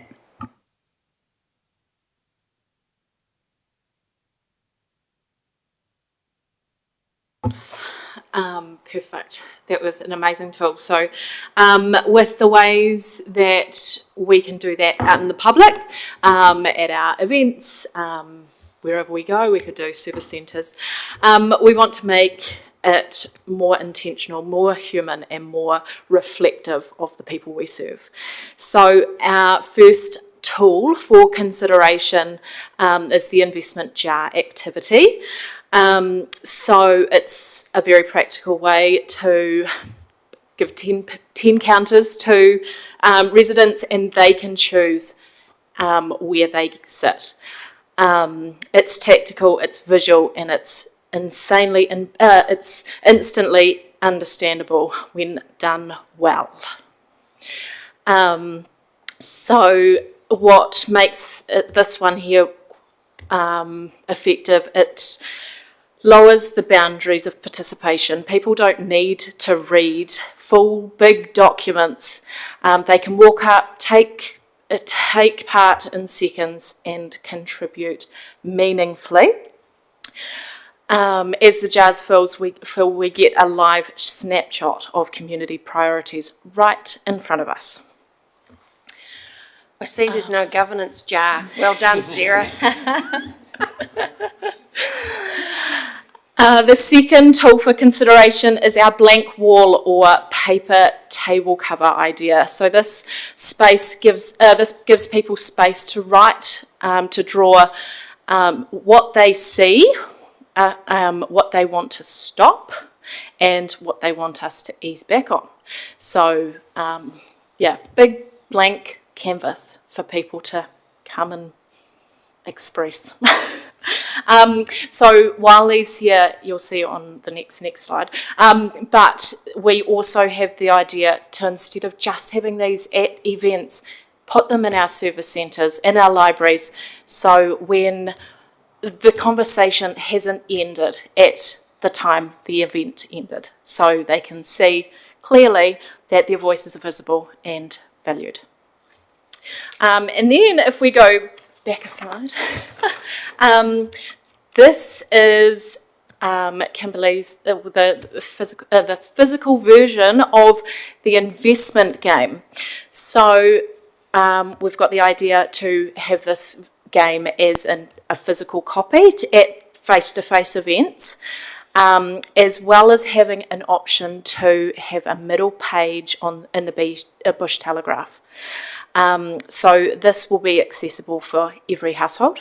I believe the Bush Telegraph goes to every household.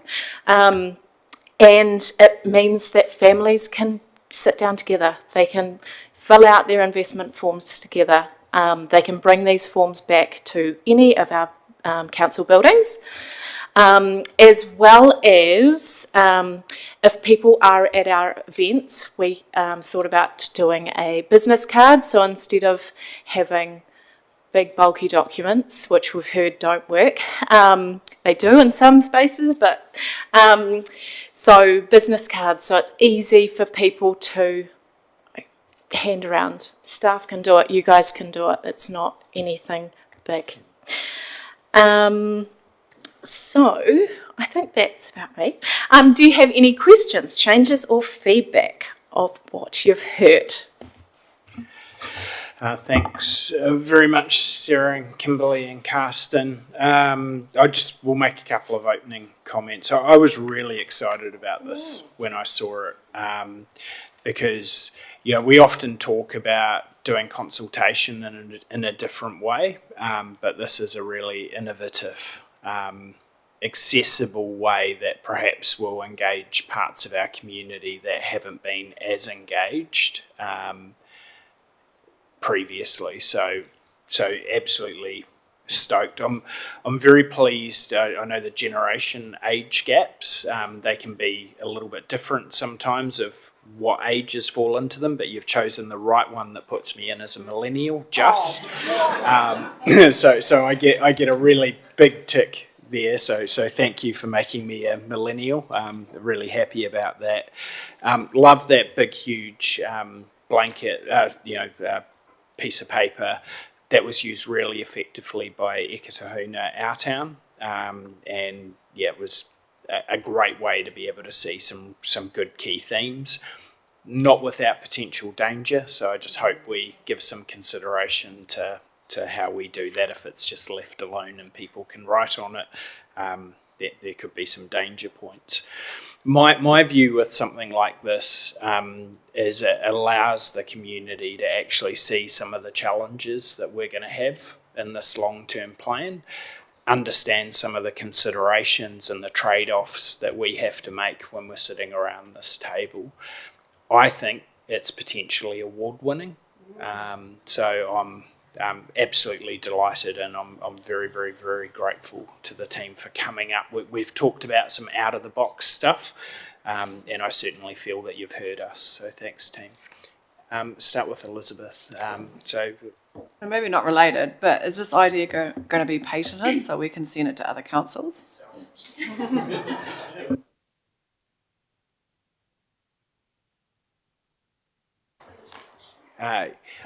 Questions, comments, fine. Away you go, Kishan. as a Gen Z, I love this.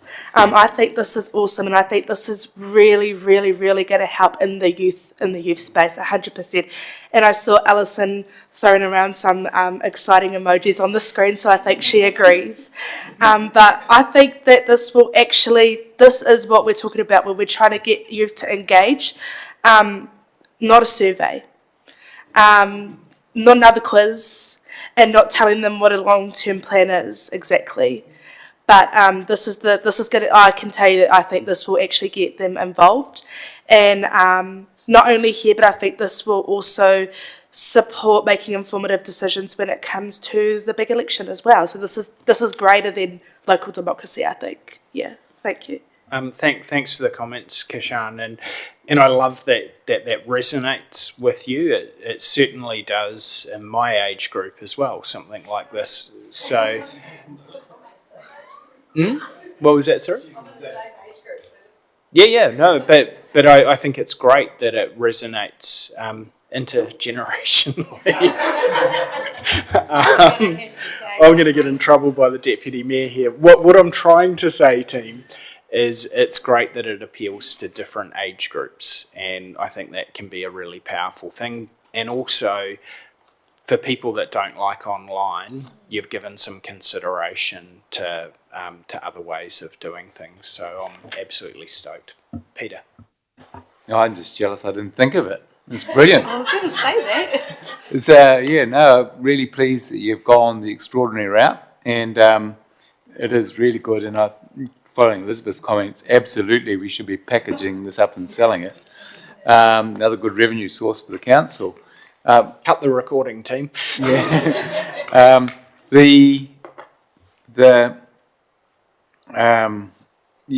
It even appeals to my age group. So I can go to another level up and get into the boomers. So it's really good, and I love the fact when I saw this last night, I was super excited. I got to do I didn't get to do my pre-reading till last night, and I was super excited to see this, and it's the fact that it's live and working is, and we can play with it is great. I just think that there might be some people who want to know a little bit more detail about it, and maybe some links off to other places might be quite handy. But it was very complete. I'm super excited about it. And thank you for the comment. One thing, and I'll come to Chris and then Sharon in a second. What I'm really pleased about, I was just sort of reflecting on what I really liked about it, is consultation sometimes can just feel like a big, huge wish list. And we're not in a position to be granting a big, huge wish list. If affordability and efficiency is really what our community's told us, there are going to be some tough decisions. And instead of that all just being on our shoulders, this allows our community to give us a steer on what that might look like. So there might be things that they want us to do much better on. Fair enough. We welcome hearing that, but how would they balance it if they were sitting at the table? So love it, Chris. Thank you guys. I love this. This is really hard to do.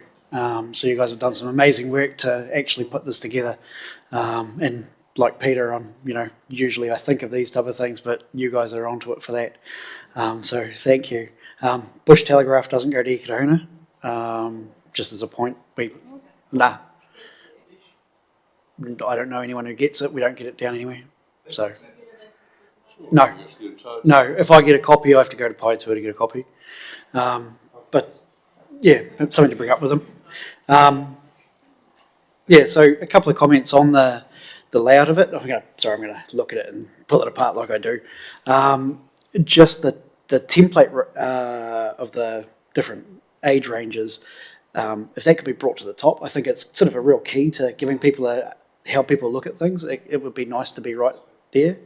And then maybe an adjustment of the budget to be relatable to their rates, so that they could edit something in. It's a percentage formatting thing, so I don't know if it would be too hard to show that. It doesn't mean anything in the long run, but it's just something that they can visualize into what they're paying now to in the future. But other than that, it looks really good. So yeah, really good work. I'd just like to say we took one thing on board as well as affordability. We will develop this in-house among ourselves. Thank you. That's a really important point that you've mentioned. Sorry, Kimberly. I'm so sorry, but I just want to, there's something that I missed that I'm really excited about, which is that we are planning to look at the feasibility of having this available in Tadel as well. So please note that the translations are not correct at all, but we would like to investigate that as a possibility so it really is accessible to our community. Sorry, I just needed to rewind for that. Right, just getting all of this praise and you just want more. Understandable, very good. I'll go Sharon, Peter, Alison, and then Steve. Thank you, Scott. I have to be, everyone knows which category I'm in when it comes to applying the lens, but I have to admit, when I first looked at this, I thought, don't call it a game. This is not a game.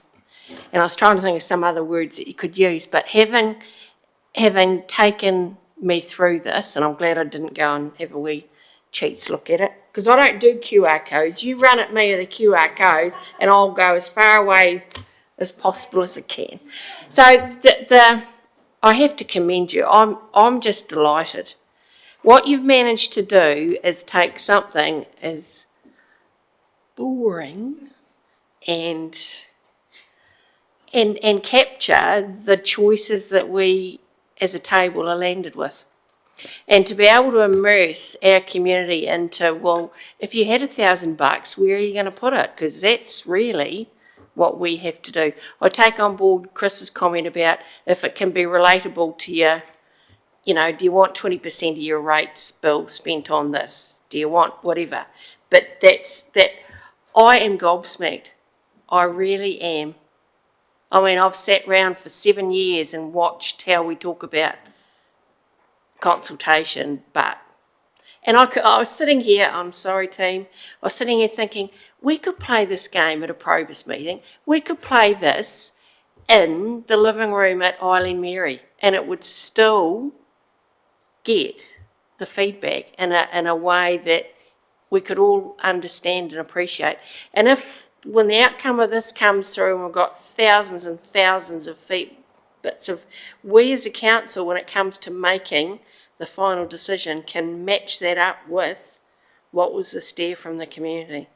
So hats off, team. I am in awe. Well done. Thank you very much, Sharon. Peter. Thanks, Scott. Yeah, no, thanks to the three of you. Yeah, very well done. And given my comments at the last presentation you made, which were probably fairly negative, but only negative in the sense that, like Sharon, I've experienced years of consultation that don't bear fruit of any great moment. This game is superb. What you will need, though, for the Boomers group is a dial-a-nerd option. Are you making yourself available, Peter?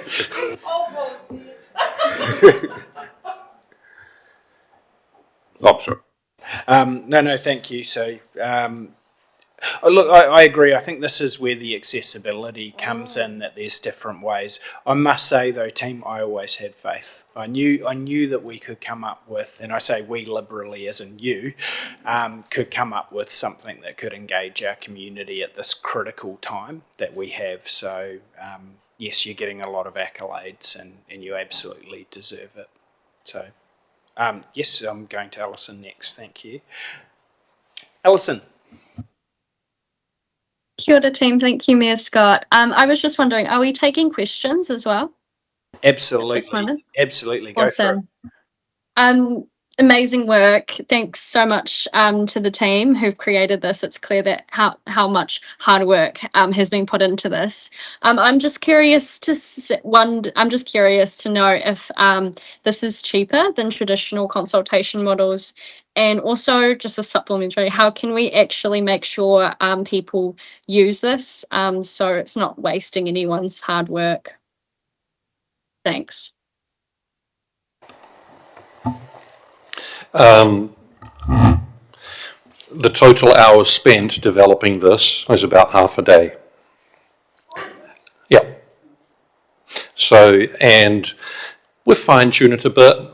We've had some inputs from Sarah about finances, about annual plan. We've had some inputs here and there. We've tweaked it a little bit. So maybe add another hour on top of that, and that's about it, really.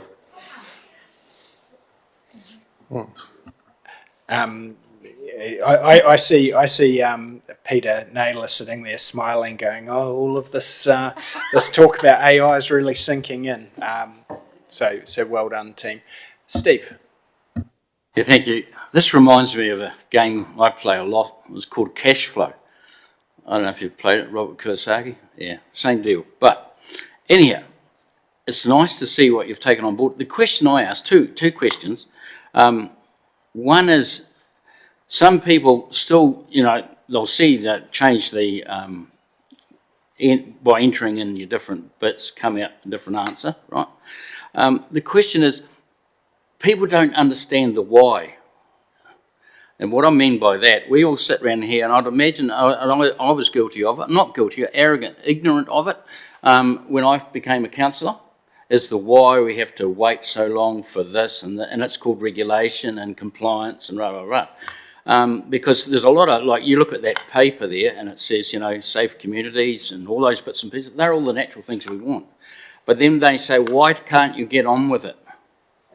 I just wonder if you can have a sub-clause in there somewhere, the drop-down box, because that's what disengages people becoming involved in council, because they don't understand the why we're here, And I don't know, maybe the newer councillors from the day they started to where they are now, and that's where our workshop became very valuable, because there's a lot of stuff in there, that we don't, by sitting, just out there on the rim, the Joe public doesn't know that, It's easy to put the figures in there that you like, and you'll come out with the answer, but that's the game, isn't it? But I just wondered if it's probably the reason why a council exists, really.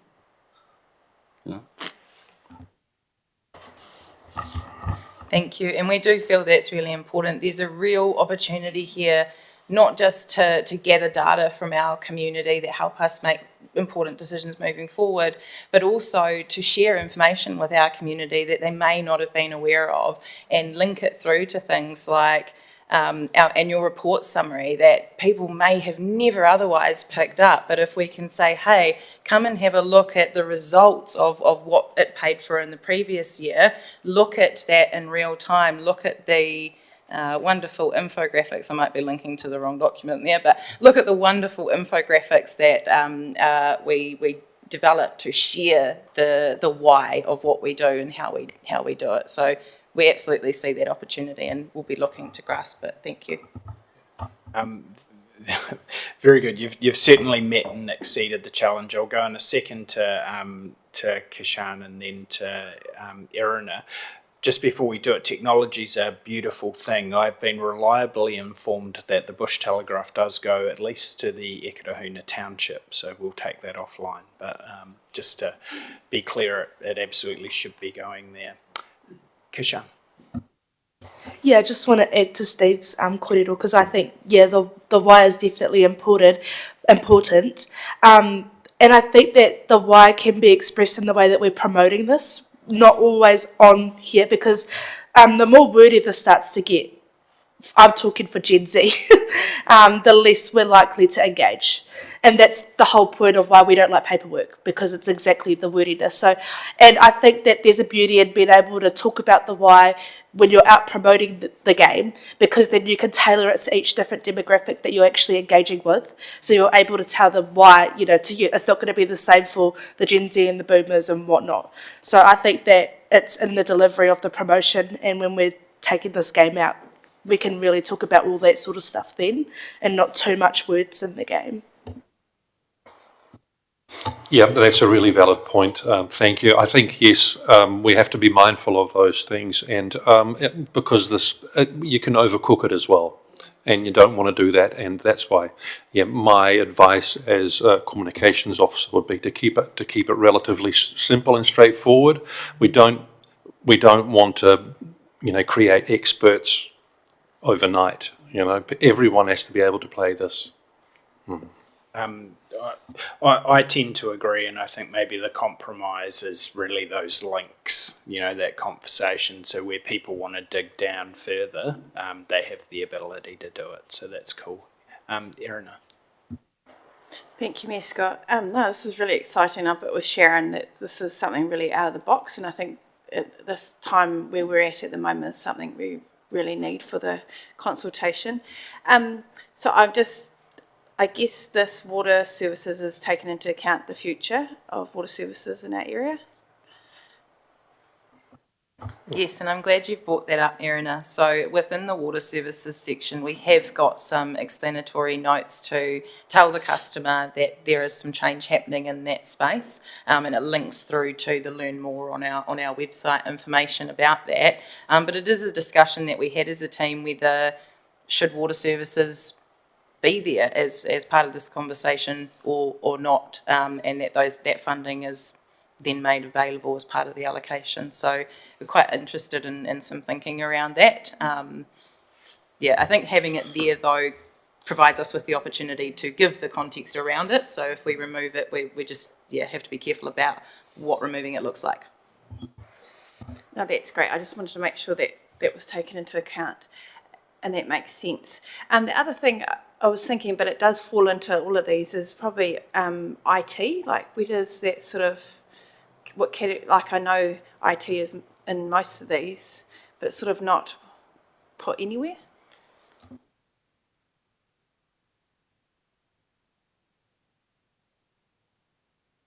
Fair point, and we'll look to remedy that. Thank you. Yeah. That is a really important, especially if people are thinking, I really want to invest more in that to be able to do certain things.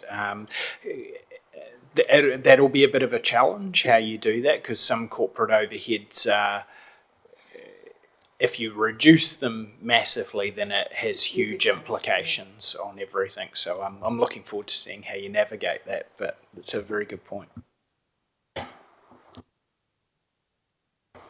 Yeah, that's definitely something that we could look into, Erina, and we'll be working with Sarah and Tracy and the team to see how we can incorporate that into this.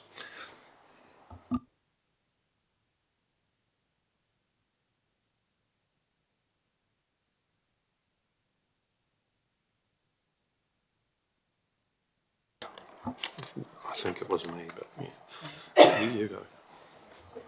That's all right.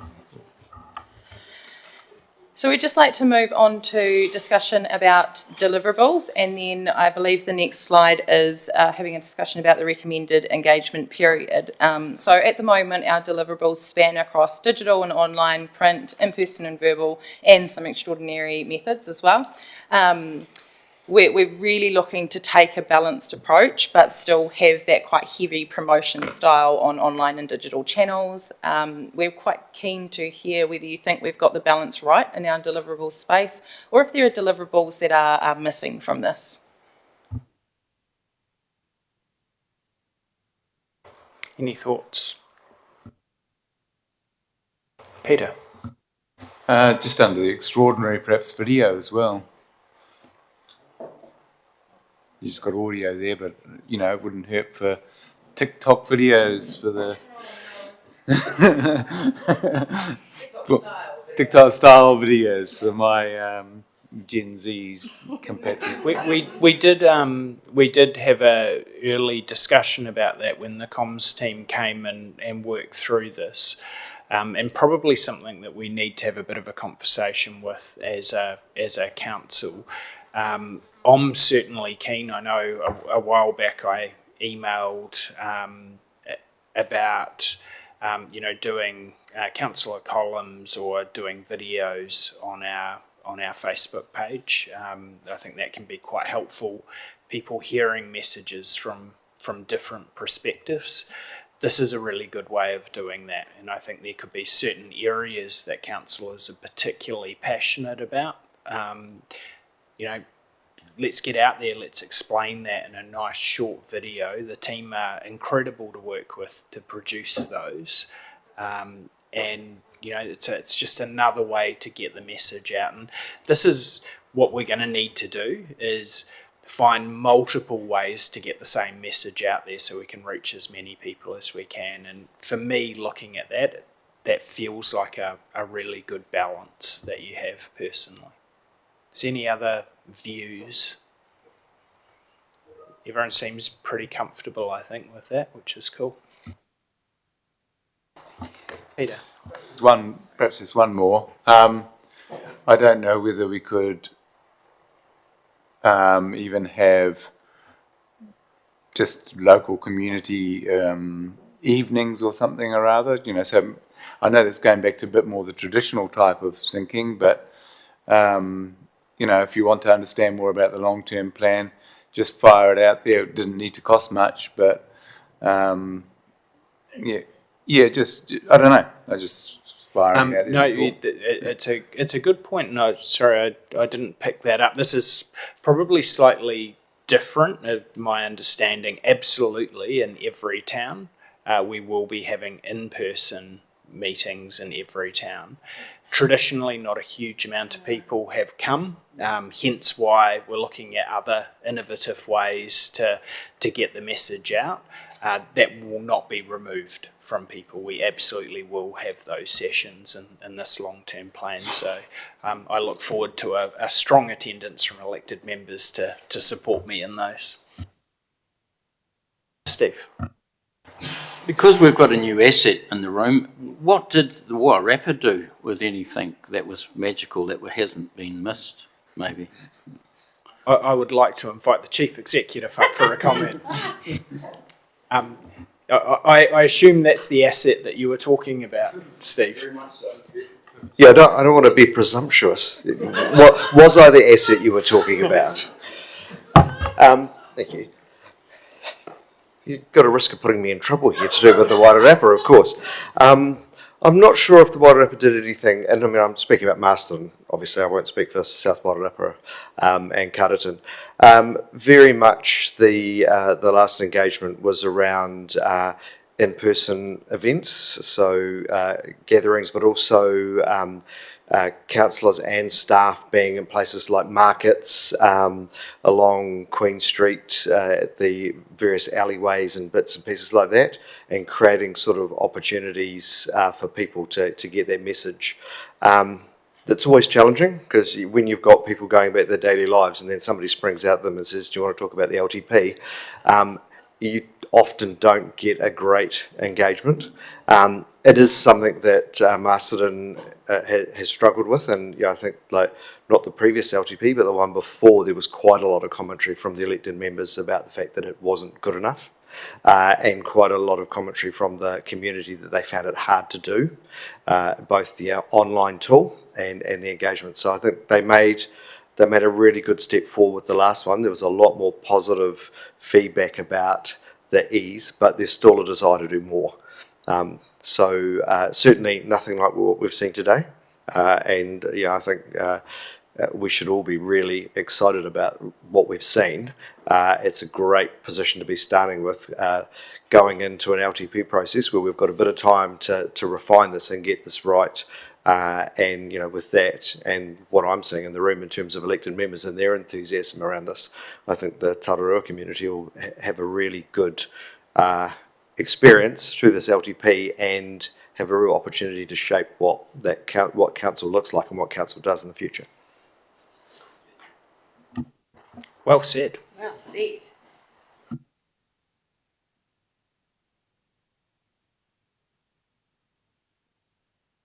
Okay, thanks, Kim.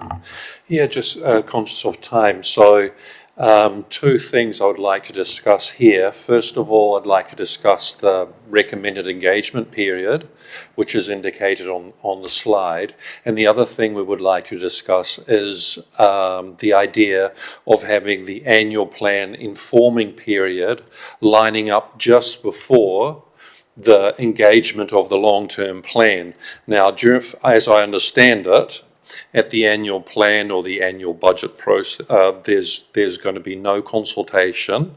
All we do is we're informing people of what has been decided. So the plan is, so if people have something to say and they want to do that in a meaningful way, the best way to do that would be to do that in the pre-engagement period that opens. I'll just start there. I just want to make a couple of quick comments on that. For a start, that's certainly the direction that we're looking at, of not having substantive changes to the annual plan as opposed to year 3 of the long-term plan, apart from a drastic reduction in rates increase, but not substantive enough to have consultation. That's certainly the direction. I just want to be very, very clear, though, that will require a council decision, and that will be coming to us at the end, at our council meeting this month. I am very, very keen, though, and I think we've got a really good story as a team to tell with our annual budget, for there to be appropriate engagement around that. And that's why I like this, because instead of losing the opportunity, because it won't be formal consultation, people may wish to share their ideas and their views. Let's let them do it, because we're going through that process, but let it inform pre-consultation for the LTP. So if we pass an annual budget without consultation, it's still allowing our community to take that opportunity to provide feedback for the next piece of work where they'll genuinely be able to shape it. So this is pretty cool as far as I'm concerned. Any other views or comments about that? Nope. I'll leave you to it, team. Everyone seems happy. Yeah, and it also reduces the complaint that we're often hearing about consultation fatigue and engagement fatigue, etc. So it's channeling into one work stream, which, yeah. Okay. I'd also like to hear what you think of the consultation, the engagement period that we recommend. We've recommended for 6 weeks. We're happy for that to go on longer, as long as it's on that side and not on that side. My personal view is this is not going to be the only thing we're going to be engaging or consulting on, and having some sort of targeted nature to it is helpful. Not just having it for 4 weeks, having it for 6, I think is great. But this has to be fitting in with our other work streams as well. So having a period that we know is open for 6 weeks, personally, I'm really supportive of that. Does anyone have any differing views? Looks like everyone's comfortable, Carsten. Thank you. Okay, so at the next council meeting on the 26th of March, we will take the feedback that we got into account today into our final early engagement plan and present it to council.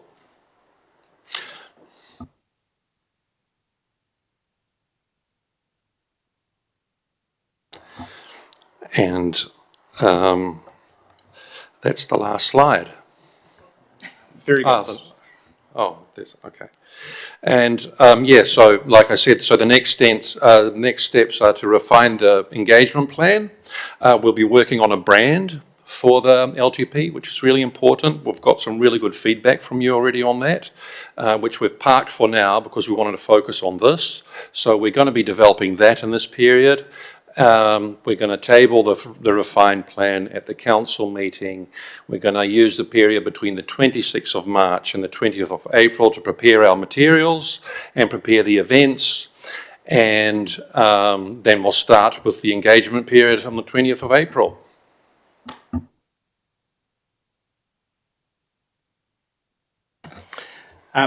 Very good, team. I just want to quickly thank you again for the work and the creativity that's gone into this. It's very, very heartening to see. This is going to be a challenging LTP, and the way that we make it, or we get the best outcomes that we can, is to bring our community along with us, and certainly some innovative ways of doing that. So thank you very much, team. Does anyone else have any final comments that they would like to make? Peter.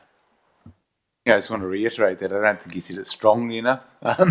So I think you've done a fabulous job. You took the challenge of a big idea and not thinking it out, and you've obviously nutted it out. I'm going to have a chat with you later on about what technology you're using and what their back end's going to look like, because that'll be interesting to see from a reporting perspective. But yeah, no, I think you've done a fabulous job and super good, excellent work. Look at that, love it. All right, team, thank you all very much. I really appreciate everyone's participation and comments. Team, do you feel that you have what you needed to out of this session? Absolutely.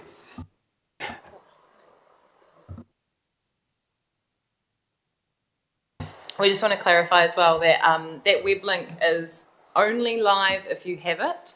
We haven't made that available to public as yet, and it would be our preference that until we've refined it, that you withhold your excitement from sharing that with customers. Otherwise, I will deactivate the link. Give them back. I don't think we need to hand them back in, but it's fair to say we have been told. So thank you very much for that, Kimberly. All right, team. Thank you all very much for your participation. It was a big day today, but we've actually really started to make some inroads into how we are going to start tackling this. We have a lot more work ahead. But could I ask, before we formally close, for Kishan to close us with a karakia, please? Kia inoi tātou, kia tātou katoa, te atu whai o te tātou arekia I Hukarati, ko te aroha o te atua me te whiwhinga tahitanga ki te wairua tapu ake amini. Thank you, Councillor. Meeting closed.